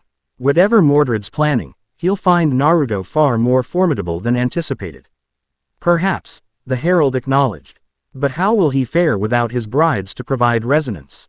The Covenant's power flows strongest when united, does it not? Understanding crystallized in Rias's mind. This was always the plan. Separate us, then attack each individually before we can reunite. Strategic fundamentals, the herald confirmed. Divide, isolate, conquer.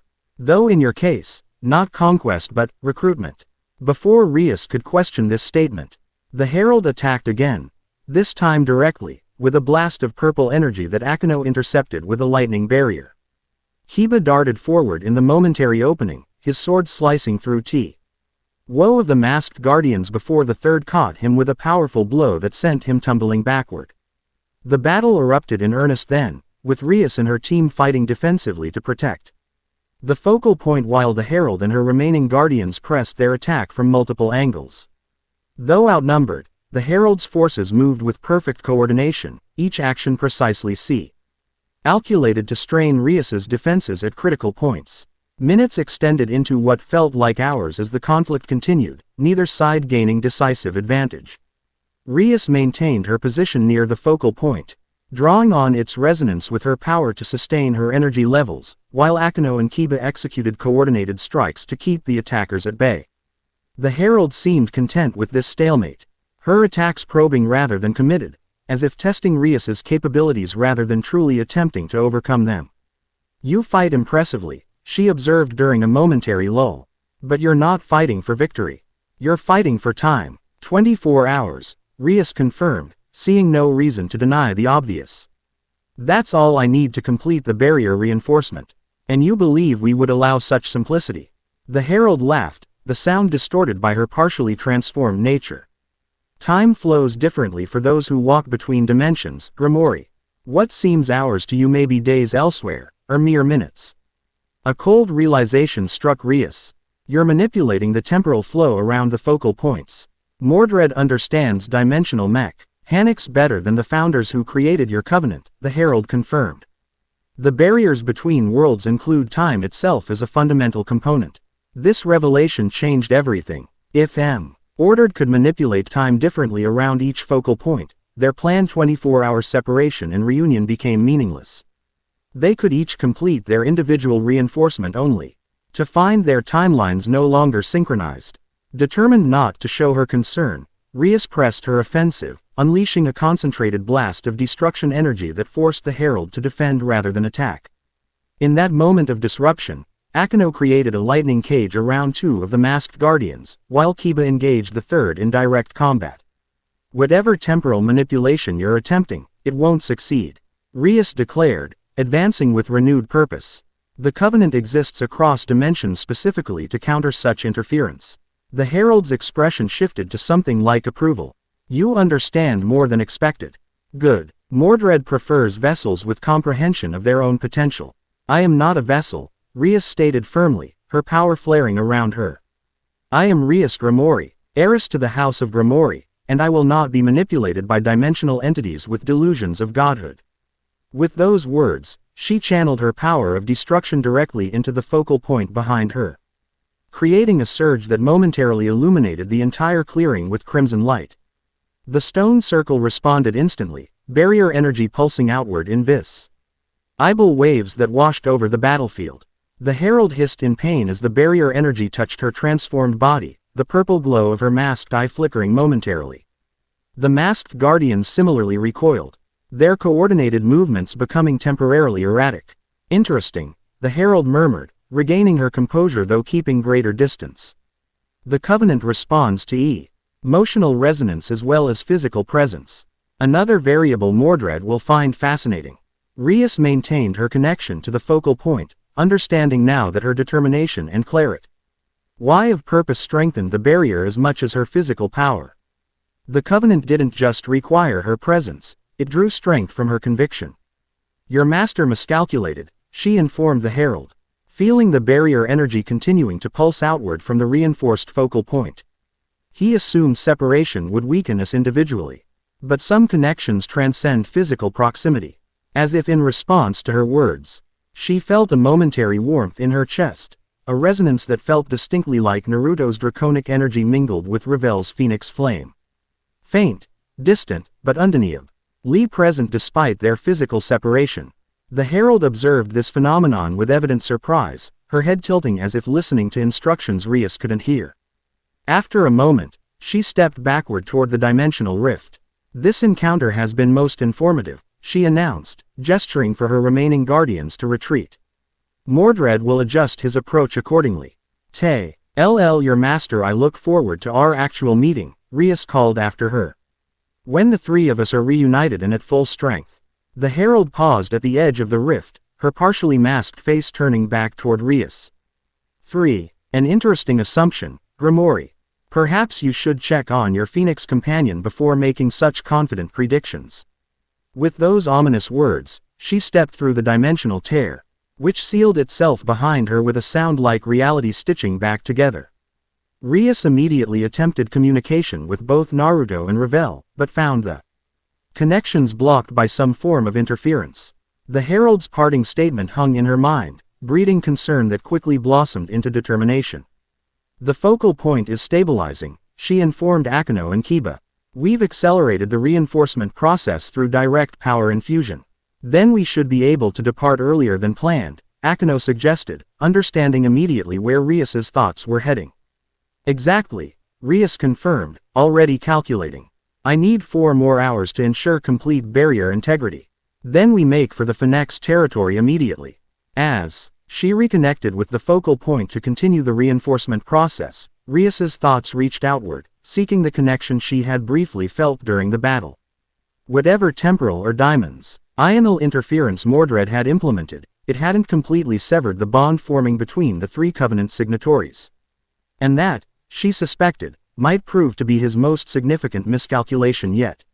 Flames danced across the horizon of the Phenex ancestral domain, not as destructive forces but as natural features of a landscape shaped by generations of phoenix-blooded devils.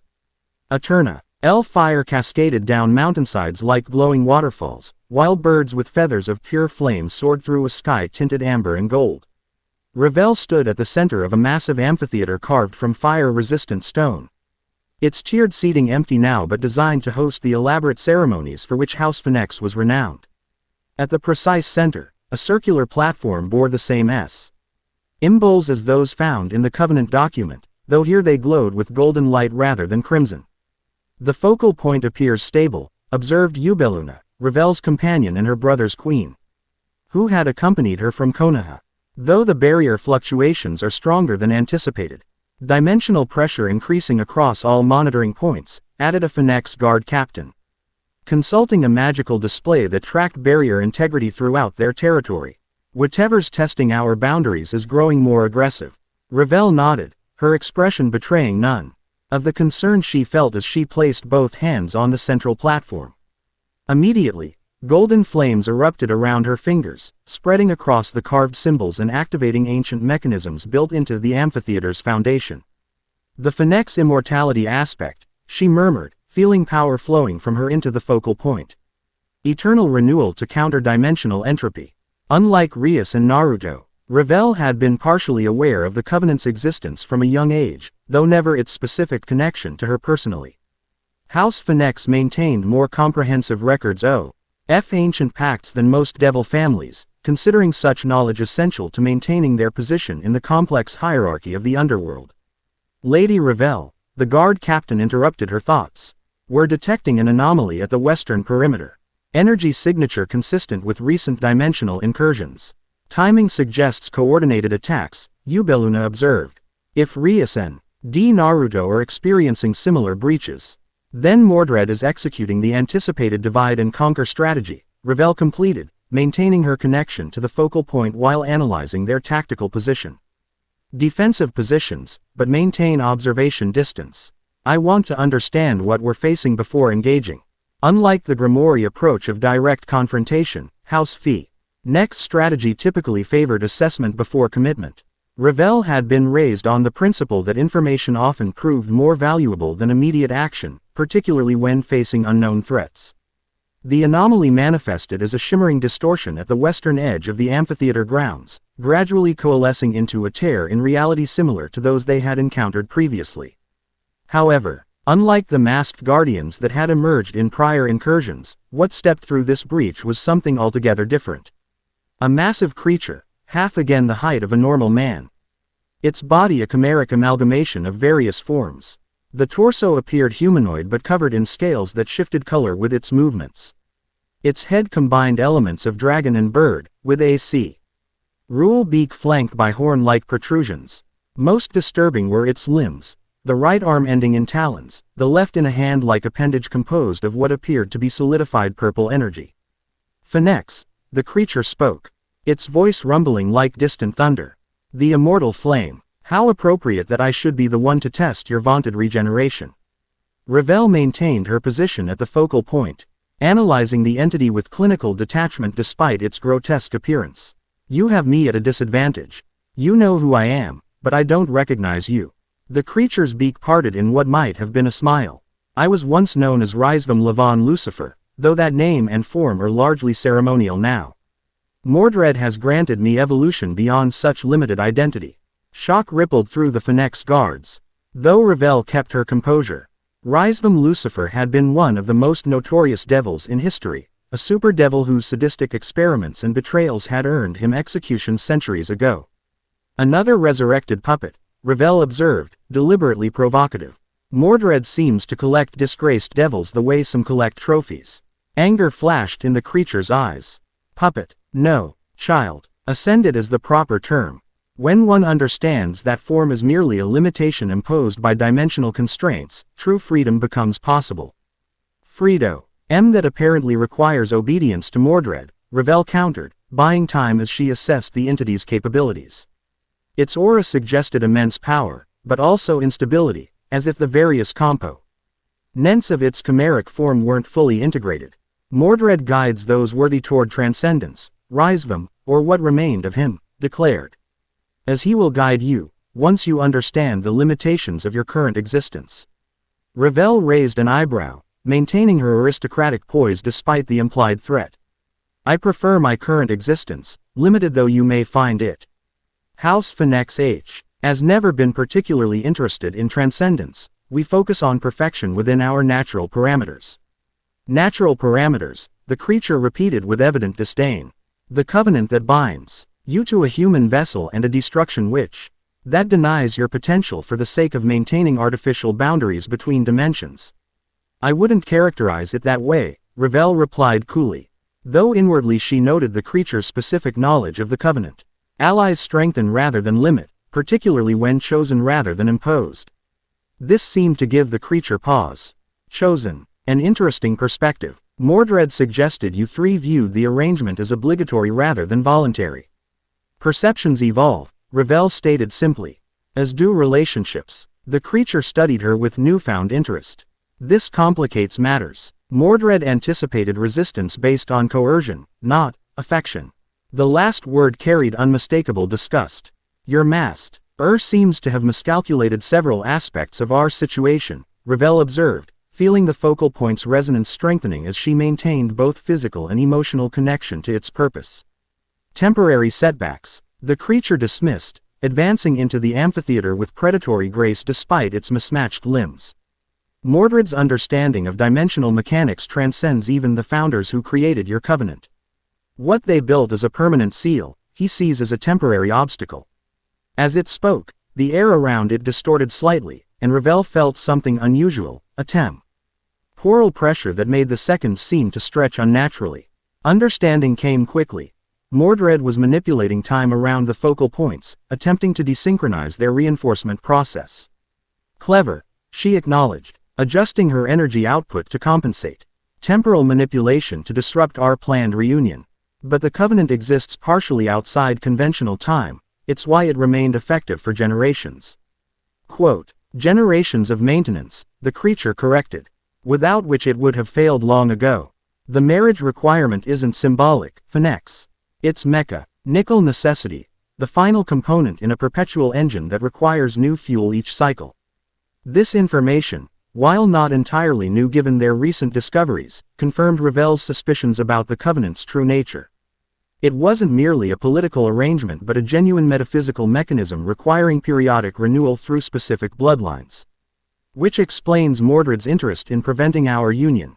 She concluded aloud, without the ceremony, the covenant weakens permanently rather than temporarily. Precisely, the creature confirmed, continuing its steady advance. Though, Mordred doesn't merely seek to prevent, he intends to replace. Three vessels of exceptional power, properly aligned, create potential for something far greater than mere boundary maintenance. Rave. Elle maintained her connection to the focal point while signaling Ubeluna and the guards to prepare for engagement. Unlike Rias, whose power worked best in direct confrontation, Ravel's Phenex abilities were optimized for endurance and strategic application. She needed to maintain barrier reinforcement while simultaneously defending against whatever attack this entity planned. Your immortality particularly interests my master. The creature continued, now close enough that Ravel could see the unnatural way its scales rippled and shifted beneath its skin. Eternal renewal, the perfect counter to dimensional entropy. Combined with the dragon's adaptability and the Gremory's destructive capacity, a perfect triad for reshaping reality itself. Your master dreams too large, Ravel replied, Golden flames beginning to gather around her form as she prepared for the inevitable conflict. Reality has rules for reasons beyond mortal or immortal understanding. Rules, the creature scoffed. Chains, you mean, limitations imposed by beings whose vision ended at maintenance rather than transformation. It stopped its advance, raising its energy-composed arm. Enough conversation. Mordred requires your essence, Phenex, not your cooperation. The attack came with frightening speed, a blast of purple energy that tore across the amphitheater toward the focal point. Ravel maintained her position, golden flames erupting around her to form a protective barrier that intercepted the assault. The energies clashed violently, Phenex fire against void power, creating a shockwave that radiated out. Ward and cracked the ancient stone beneath their feet. Ubeluna and the guards moved immediately into practiced formation, launching coordinated magical attacks against the creature. It weathered these with disturbing ease, its chimeric body seeming to absorb or deflect most conventional devil magic. House Phenex trained you well, the creature observed, sounding almost pleased as it weathered their assault. But conventional combat is meaningless against ascended form. With a gesture, it created a pulse of energy that knocked the guards backward, though Ubeluna managed to maintain her position through a hastily erected barrier. The creature's focus remained primarily on Ravel, who continued channeling power into the focal point while simultaneously maintaining her defensive flames. Quote, Your resistance strengthens with proximity to the focal point, it noted with academic interest. The Covenant's design is more elegant than Mordred initially assessed. Defensive capabilities integrate directly into the maintenance mechanism. House Phenex has always believed in practical efficiency, Revel replied, golden flames intensifying around her. Form and function in perfect harmony. The creature launched another attack. This one more focused than the first. Revel felt her flame barrier straining under the assault, but rather than trying to match power directly, she utilized a technique unique to Phoenix Devils, flame dispersion and reconstitution. Her physical form momentarily dissolved into pure flame energy, allowing the attack to pass harmlessly through before she reconstituted herself. Still maintaining connection with the focal point. The maneuver clearly surprised the creature, whose follow-up attack struck empty air where she had anticipated Revel would dodge. Impressive, it acknowledged. Most devils rely on brute force or intricate magic circles. You manipulate your essential nature instead.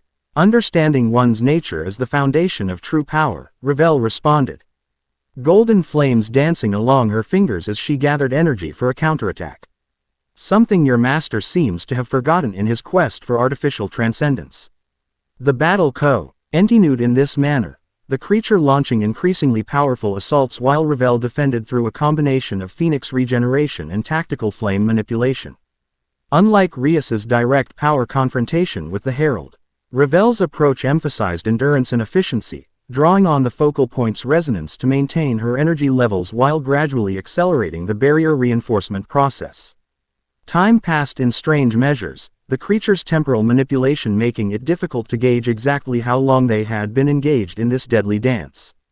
Revel maintained her focus despite growing fatigue, aware that each minute she held this position strengthened the Covenant's barrier against Mordred's larger plans. You cannot maintain this indefinitely, the creature observed during a momentary lull. Even Phoenix regeneration has limits when constantly taxed. Long enough, Revel countered, though she knew the assessment was accurate. Her energy reserves were depleting faster than she could replenish them, despite the focal point's assistance. Mordred anticipated your individual capabilities, the creature continued, circling with predatory patience. What he didn't account for was your emotional investment in the Covenant. It appears to enhance your connection to the focal point beyond mere bloodline resonance. Revel didn't respond directly, though. The observation confirmed her own understanding of how the Covenant functioned. Their developing feelings, the genuine connection forming between herself, Rias, and Naruto, strengthened the magical resonance beyond what formal arrangement alone would have created. The creature seemed to reach a decision, its mismatched body tensing for what appeared to be a more committed assault. Enough assessment. Mordred requires progress while he deals with the dragon vessel. A cold weight settled in Revel's stomach at these words. Naruto, she whispered, momentarily distracted by concern. The creature ticked this reaction with evident satisfaction. Yes, your human betrothed. Currently entertaining Mordred himself in Konoha. A special honor, though perhaps not a pleasant one. Anger flashed through Revel, not the controlled aristocratic disdain she typically projected, but genuine protective fury. Golden flames erupted around her with unprecedented intensity, the temperature in the amphitheater icing dramatically as her emotions fueled her power. If Mordred harms him, she stated with deadly calm, there won't be enough dimensions in existence for him to hide from what follows. The creature actually laughed, the sound grotesque from its beak-like mouth. Such passion from a Phenex. Your family is normally so controlled, so calculated. This human has affected you more than anticipated. You know nothing about me. Revel replied, channeling her emotional surge directly into the focal point, which responded with a pulse of golden energy that spread outward through the barrier network. Or what I'm capable of when those I care for are threatened. For the first time, uncertainty flickered across the creature's chimeric features. The surge of power flowing through the focal point as clearly stronger than it had calculated, the barrier reinforcement accelerating beyond projected parameters. Interesting, it murmured, taking a cautious step backward. Emotional resonance creates power amplification exceeding baseline estimates. Mordred will want to study this phenomenon more thoroughly. He'll have to do so from beyond the dimensional barrier, Revel declared, maintaining The power surged through sheer determination despite her depleting reserves. Because I'm completing this reinforcement ahead of schedule. With those words, she poured everything she had into the Foca. Point. Not just her Phenex energy but her commitment to the Covenant and those it connected her to. The amphitheater blazed with golden light as the barrier reinforcement reached critical threshold. Waves of energy pulsing outward with such intensity that the creature was forced further back. Impossible, it hissed, its chimeric form seeming to flicker at the edges as the strengthened barrier Energy interfered with its partially transcended nature. The reinforcement sequence requires 24 hours minimum. Under standard parameters, Ravel confirmed, her voice strained but triumphant. But as you noted, emotional investment changes the equation considerably. The creature assessed its deteriorating position with cold calculation. This encounter has provided valuable data, if not the outcome Mordred anticipated. We will adjust accordingly. It backed toward the dimensional tear through which it had arrived, its form becoming increasingly unstable as the barrier energy continued to pulse through the amphitheater. Before retreating completely, it fixed Ravel with a final assessing gaze. Your feelings for your Covenant partners may strengthen your individual connection, Phenex. But they also create exploitable vulnerabilities. Remember that when you learn what's happening in Konoha even now. With those ominous words, it stepped back through the dimensional tear, which sealed itself with a sound like reality snapping back into proper alignment. Ravel maintained her position until she was certain the creature had truly departed, then allowed herself to sink to one knee, exhaustion finally claiming its due. Yubeluna rushed to her side, supporting her while the guards secured the perimeter. The focal point, Ravel managed between labored breaths. Status, fully reinforced, Yubeluna confirmed after checking the monitoring displays. You completed the entire process in just over 7 hours, a third of the expected time. Temporal manipulation makes that measurement questionable, Ravel noted. Gradually recovering her composure. But the barrier feels stable. The Covenant responded to emotional resonance more than anticipated. She stood carefully, her regenerative abilities already addressing her physical fatigue though magical exhaustion would take longer to recover from. We need to reach Konoha immediately. Something's happening there, Somethi. Insignificant enough that Mordred himself is handling it personally. The reunion point was scheduled for tomorrow, Yubeluna reminded her. After all 3 focal points completed reinforcement. The schedule has changed, Ravel declared with the absolute authority that came naturally to a Phenex princess. Prepare for immediate departure to Konoha. Whatever Mordred's planning there, he won't face only the dragon's power when he executes it. As preparations for transportation began, Ravel reached inward, seeking the connection she had felt strengthening during her confrontation with the creature. Faint but unmistakable, she sensed both Rias's crimson energy and Naruto's draconic power, distant yet linked to her own through bonds that transcended mere physical proximity. Whatever temper, or dimensional interference Mordred had implemented hadn't fully severed their connection. And that connection, Ravel suspected, would prove more significant than any of them had yet realized. The focal point in Konoha occupied the exact center of the village, though few residents recognized it as anything but a decorative monument.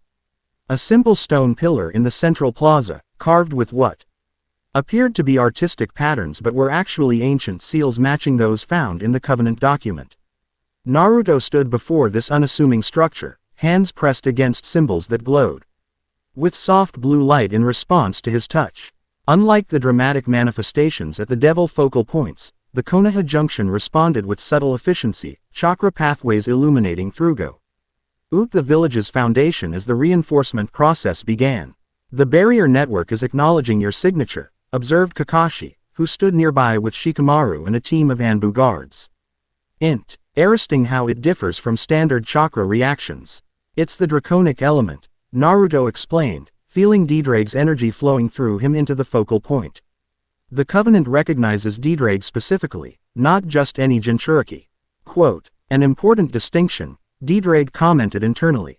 The founders understood that different sealed entities would create different resonance patterns with the barrier network. Shikamaru studied the monitoring seals they had placed around the plaza, his brow furrowed in concentration. The reinforcement is progressing as expected, but I'm noticing Sewell fluctuations in the temporal feedback. Meaning, Naruto asked, maintaining his connection to the focal point. Meaning something's affecting how time flows around the barrier junctions, Shikamaru explained. The energy signature is similar to what we observed during Mordred's previous incursions, but more sophisticated. Naruto processed this information with growing concern. He's trying to desynchronize our reinforcement processes. Keep us from reuniting as planned. Classic divide and conquer, Kakashi agreed. Though more advanced than traditional applications of the strategy. Hours passed as Naruto maintained his position, periodically adjusting his energy output based on Shikamaru's observations of the barrier network. Unlike Rias and Revel, who were operating in their Vei territories with familial support systems, Naruto felt acutely aware of being the only Jinchuriki in a village that had once viewed his status with fear and suspicion. Yet that same village now protected him as he performed this essential function, Anbu guards maintaining vigilant watch, sensors monitoring for dimensional disturbances, and friends like Kakashi and Shikamaru providing tactical support. The irony wasn't lost on him. "You're thinking about them," Kakashi observed during a quiet moment, his visible eye crinkling in what might have been a smile beneath his mask. Naruto didn't pretend to misunderstand. "Is it that obvious?" "Only to someone who's known you since you were a genin," Kakashi replied with characteristic casualness. "It's interesting how quickly genuine attachment can form under extraordinary circumstances." "It's not just the circumstances," Naruto found himself saying. "It's who they are." Rias's compassion beneath her diplomatic exterior. Revel's fierce loyalty hidden behind aristocratic pride. They're extraordinary people, politics aside. And they probably think the same about you, Kakashi noted. Though I imagine they'd express it in more formal terminology. Whatever response Naruto might have made was interrupted as Shikamaru approached with renewed urgency, monitoring scroll in hand.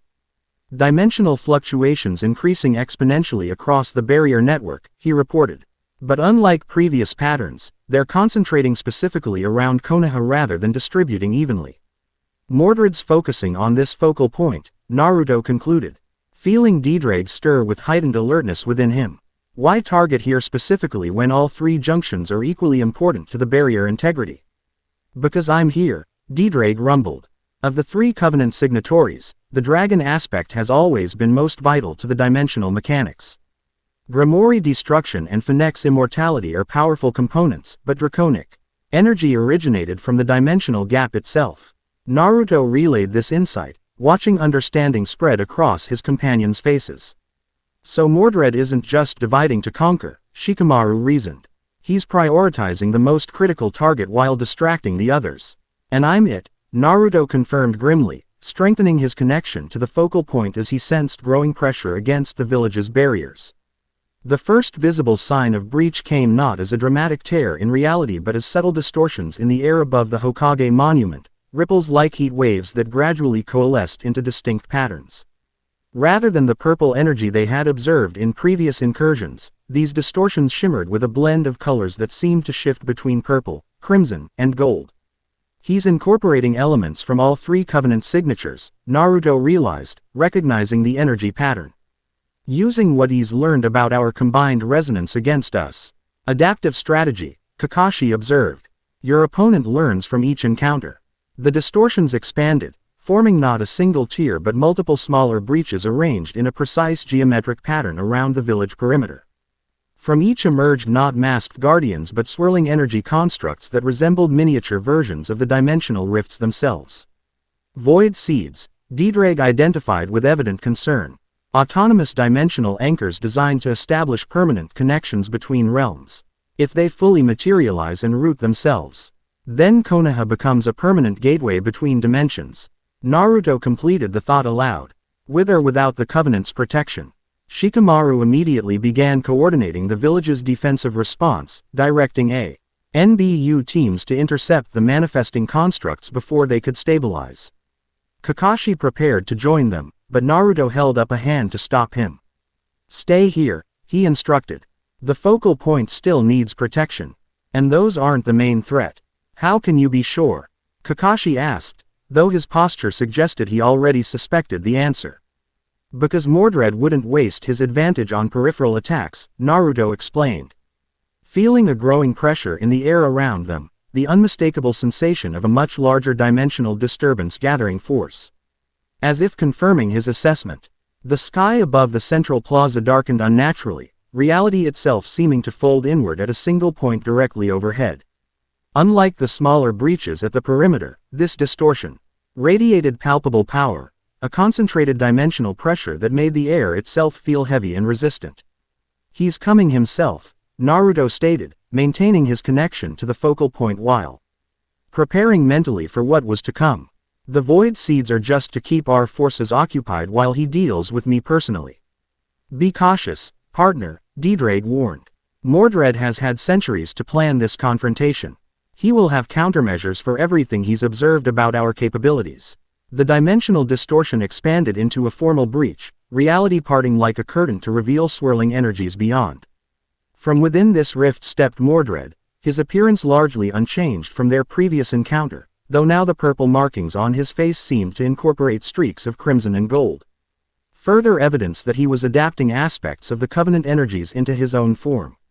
"Naruto Uzumaki," he greeted with formal courtesy that belied the violence of his arrival. "Jinchuriki of Ddraig, the most essential component of the Crimson Pact." Naruto maintained his position at the focal point, refusing to be drawn away from his primary responsibility. "Mordred, you're looking colorful. New fashion statement or side effect of failing to breach our barriers?" A smile played at the corners of Mordred's mouth. Humor is deflection, a very human response to tension. One of many fascinating behavioral patterns I've observed since my return to this dimensional plane. "Glad to entertain," Naruto replied, subtly adjusting his energy flow into the focal point to accelerate the reinforcement process.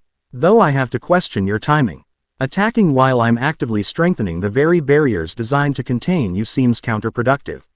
The attack itself serves a purpose beyond simple confrontation," Mordred countered, descending until his feet touched the plaza stones. The Anbu guards moved to intercept, but with a casual gesture. He created a dome of energy that pushed them back to the perimeter, leaving only Naruto, Kakashi, and Shikamaru within the contained space. "Interesting choice," Naruto observed, nodding toward Kakashi and Shikamaru. "Most would consider them the greatest threats after me." "They are significant variables," Mordred acknowledged. "The copy ninja whose analytical abilities mirror my own observational methods. The shadow strategist whose intelligence rivals ancient devils. I excluded the others because they lack the perspective to appreciate what comes next." This statement sent warning signals through Naruto's mind. Whatever Mordred planned, he wanted specific witnesses, people who would understand the significance of what they observed. "And what exactly comes next?" Naruto asked, buying time as he continued channeling energy into the focal point. By his estimation, he needed perhaps another hour to complete the reinforcement process, assuming Mordred's presence didn't actively interfere with it. "Evolution," Mordred replied simply. "The natural progression of power when artificial constraints are removed." He gestured toward the focal point. "That pillar represents the fundamental misconception of your Covenant's founders, that dimensions should remain separate, that energies should remain distinct, that beings should remain confined to their original natures. Some boundaries exist for good reasons," Naruto countered. "Dimensional separation prevents entities like you from consuming worlds that can't defend against your kind." Mordred's expression showed genuine curiosity. "Is that what you believe I intend? Consumption, destruction, such limited conception of potential." He shook his head slightly. "I don't seek to destroy your world, Naruto Uzumaki. I seek to transform it, to elevate it beyond the artificial limitations imposed by beings who feared change. Transformation without consent is just another form of destruction," Naruto replied, feeling Ddraig's agreement resonating within him. "Worlds evolve at their own pace, according to their own nature. A convenient philosophy for those who benefit from existing power structures," Mordred observed. "But what of those trapped between dimensions? Those excluded from natural evolution because they don't fit neatly into established categories?" For the first time, Naruto sensed something beyond calculated manipulation in Mordred's words, a genuine grievance, perhaps even pain, beneath the philosophical positioning. He was hybrid before his transformation, Ddraig reminded Naruto. Neither fully human nor fully devil, existing in the margins of both societies. His pursuit of the dimensional gap began as search for belonging as much as power. This insight shifted Naruto's perspective slightly, not his determination to protect the barrier. Everyone feels excluded sometimes, he acknowledged. I grew up as a Jinchuriki in a village that feared what I contained. But transforming reality itself isn't the answer to personal pain. Quote, something flickered in Mordred's eyes, recognition, perhaps, a reevaluation. You understand more than anticipated. Good, that will make this exchange more meaningful. Without warning, he raised his hand, and a pulse of energy shot toward the focal point. Naruto braced for attack, but instead of striking him directly, the energy surrounded the pillar, creating a cage-like structure that seemed to isolate it from the surrounding area. A containment field, Mordred explained. Not to destroy the focal point, but to temporarily isolate it from the barrier network. We require privacy for what comes next. Naruto felt his connection to the focal point weaken but not sever completely. Whatever Mordred had implemented wasn't designed to destroy the pillar, but to prevent the reinforcement energy from flowing outward into the larger barrier system. Privacy for what? Naruto demanded, gathering Ddraig's energy within him while maintaining as much concession to the focal point as possible through the interference. For proper introduction, Mordred replied cryptically. Your devil brides have each met my lieutenants, the Herald and the Ascended.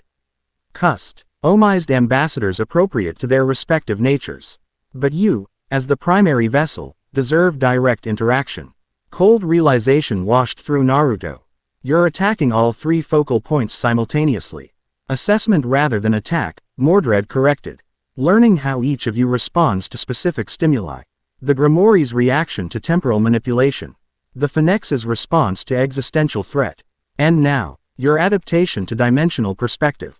Before Naruto could respond, Mordred made another gesture, and the air between them shimmered with unusual energy. Not an attack, but what appeared to be a viewing portal similar to devil communication circles.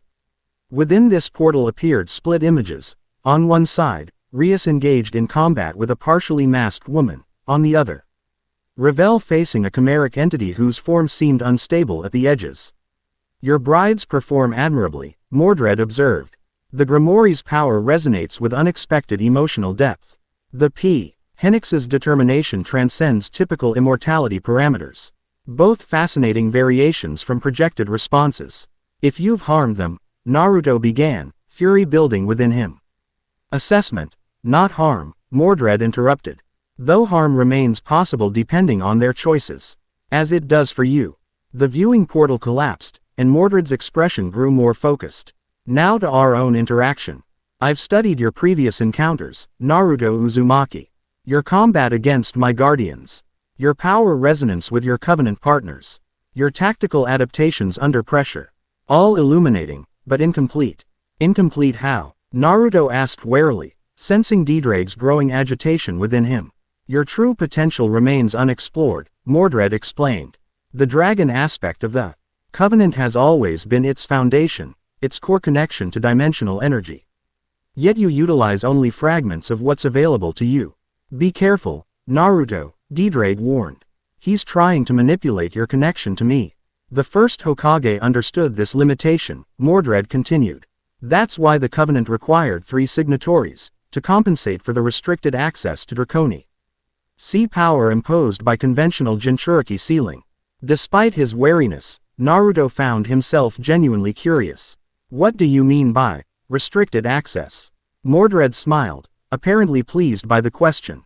Your seal was designed by humans who feared the full potential of what they contained. It allows regulated access to Ddraig's power but prevents complete synchronization. A safety mechanism that became tradition, then dogma. There's truth in what he says, Ddraig acknowledged reluctantly. The sealing techniques used by shinobi are inherently limiting compared to the natural resonance dragons establish with compatible partners. But the Covenant recognized this limitation, Mordred continued.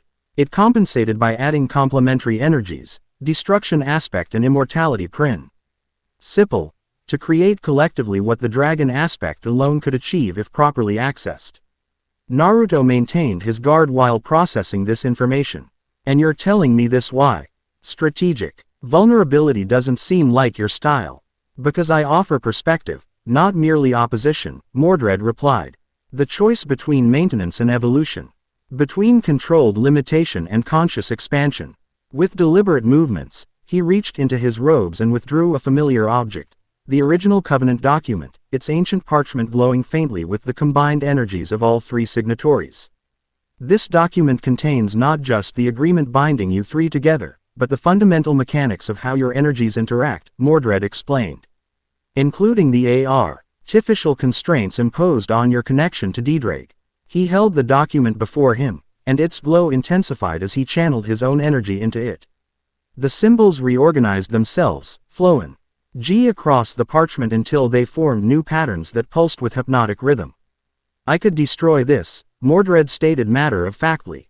Sever the Covenant permanently and proceed with conventional dimensional breaching. But that approach lacks elegance and wastes potential. Instead, I offer modification. The document's energies shifted again, and Naruto felt something pull at his connection with Ddraig. Not severing it but altering its resonance pattern in subtle ways that sent warning signals through his consciousness. He's trying to rewrite the foundational seals, Ddraig realized with alarm. Not breaking our connection but changing its parameters. Naruto felt the manipulation attempting to access the core of his Jinchuriki seal, the complex matrix established at his birth and modified through various experiences since. Unlike previous attacks that had tried to extract Ddraig's power, this approach sought to transform how that power integrated with Naruto's own energy. What exactly are you doing? Naruto demanded, resisting the subtle pull while maintaining as much connection to the focal point as possible. Offering liberation, Mordred answered. The Covenant was designed to bind, to limit, to maintain artificial separation between energies that naturally seek integration. I'm removing those constraints, allowing your connection to Ddraig to evolve beyond human-imposed limitations. The offer carried unexpected temptation. Naruto had always been aware of certain barriers in his connection to Ddraig, functions of the sealing technique that maintained separation between vessel and contained entity. What might be possible if those barriers dissolved? If the partnership became true integration rather than controlled containment? It's not worth the cost, Ddraig cautioned. Sensing Naruto's thoughts. Complete integration without proper preparation would consume your human identity. You wouldn't be Naruto with dragon power, you'd be neither fully Naruto nor fully Ddraig. But something between that Mordred could then manipulate. You're offering transformation that serves your purposes, not mine, Naruto concluded aloud, strengthening his resistance against the document's influence. True evolution happens organically, not through external rewriting of fundamental patterns. Disappointment flickered across Mordred's features. Your perspective, Rima.Ins constrained by conventional thinking. A pity, though not unexpected at this stage. He lowered the document slightly. Perhaps a demonstration would clarify what's possible. Without warning, he handled a surge of energy directly into the Covenant document. The symbols flared with blinding intensity, and Naruto felt something fundamental shift in the dimensional fabric around them. The containment field around the focal point expanded, creating a pocket of altered reality within the plaza. A space where normal physical laws seemed slightly suspended. Dimensional bleeding, Mordred explained. Ned is the air filled with visible energy currents. A controlled example of what happens when boundaries between realms become permeable. Neither your world nor the dimensional gap, but a hybrid stat. Where both sets of properties apply simultaneously. The demonstration was both beautiful and disturbing. Colors shifting in impossible patterns, gravity fluctuating subtly, and time itself seeming to flow irregularly around them. Kakashi and Shikamaru, still present at the perimeter of the containment field, watched with evident concern but remained unable to intervene. This is what your Covenant prevents on a global scale. Mordred continued, not because such integration is inherently harmful, but because those who created the barriers feared what they couldn't control. Change always HTENS those invested in existing power structures. Are those who understand consequences beyond immediate gratification, Naruto countered, though he couldn't deny the fascinating potential of what he was witnessing. Uncontrolled dimensional bleeding would destroy both realms, not enhance them. Initially, perhaps, Mordred acknowledged. Transition is rarely comfortable, but what emerges after stabilization would transcend the limitations of both original states. As they spoke, Naruto noticed something unexpected. a warmth in his chest that had nothing to do with Mordred's demonstration. A familiar resonance that felt distinctly like Rias's destruction energy mingled with Ravel's phoenix flame. Faint but growing stronger, as if their connections were somehow overcoming the dimensional and temporal interference Mordred had implemented. Understanding dawned slowly. The covenant wasn't just a magical contract binding 3 specific bloodlines, it was a living connection that evolved the relationship between its signatories. What had begun as political arrangement had developed emotional depth that strengthened their resonance beyond the covenant's original parameters. And Mordred, for all his dimensional knowledge, hadn't fully accounted for this development. Your demonstration is impressive, Naruto acknowledged, subtly adjusting his position to maintain connection with the focal point while preparing for what he now recognized as inevitable confrontation. But it assumes the covenant functions solely as designed, not as it's evolved. Mordred's eyes narrowed slightly. Explain. The covenant was created as a political and magical binding, Naruto elaborated, feeling the distant connections to Rias and Ravel strengthening as he acknowledged them consciously. It's become something else, something you didn't calculate in your careful planning. The emotional resonance, Mordred realized, reassessing Naruto with renewed interest. Similar to what my lieutenants observed in your partners. A variable outside standard covenant parameters. Exactly, Naruto confirmed. You've been so focused on the mechanical aspects of the covenant that you overlooked its most fundamental quality. It's based on relationship, not just power signatures. As he spoke, the resonance within him grew stronger, and he sensed something remarkable, despite the physical distance and dimensional interference. Rias and Ravel were somehow connecting with him through the covenant's deeper bonds. Not just magical energy but genuine concern, determination, and something more personal that transcended formal arrangement. Mordred studied him with calculating intensity, clearly reassessing his approach. An interesting development, but ultimately irrelevant to the larger transformation. Emotional resonance merely adds efficiency to existing covenant functions, it doesn't change fundamental dimensional mechanics. Doesn't it? Naruto challenged, feeling more confident as the connection strengthened. You yourself said the covenant compensates for limitations in my access to Ddraig's power. What if those limitations are reduced not by rewriting seals, but by strengthening the connections that already exist? Without waiting for response, Naruto channeled energy directly into the focal point. Not just his own chakra and Ddraig's power, but the resonance he felt from Rias and Ravel as well. The pillar responded with unexpected intensity, blue light flaring brighter and spreading outward despite the containment field Mordred had established. For the first time, genuine surprise registered on Mordred's face. Impossible. The dimensional and temporal barriers should prevent synchronization between focal points at this stage. Barriers based on physical and magical constraints, Naruto agreed. But our connection has evolved beyond those parameters. The focal point's energy continued expanding, pushing against Mordred's containment field with growing strength. Simultaneously, Naruto felt Ddraig's presence within him shifting, not in the artificial way Mordred had attempted to impose, but in a natural evolution of their existing partnership. He's right, Ddraig observed with something like wonder. The emotional resonance is affecting our connection in ways the original seal designers never anticipated. Not breaking limitations, but transcending them through genuine bond rather than forced integration. Mordred's expression shifted from surprise to calculation as he reassessed the situation. Fascinating. The covenant adapts based on relationship quality rather than purely mechanical reinforcement. A variable I admittedly underestimated. With sudden decisiveness, he channeled additional energy into the covenant document, the symbols rearranging themselves once more. But adaptation can be countered with appropriate recalibration. The document pulsed with concentrated power, and Naruto felt his connection to the focal point weaken as Mordred implemented whatever countermeasure he had devised. The containment field strengthened, the dimensional bleeding intensifying around them as Mordred exerted greater control over their immediate environment. Your emotional resonance adds an interesting component to the equation, Mordred acknowledged. But it doesn't change the fundamental choice before you. Continued limitation through covenant maintenance. Or evolution through conscious transformation.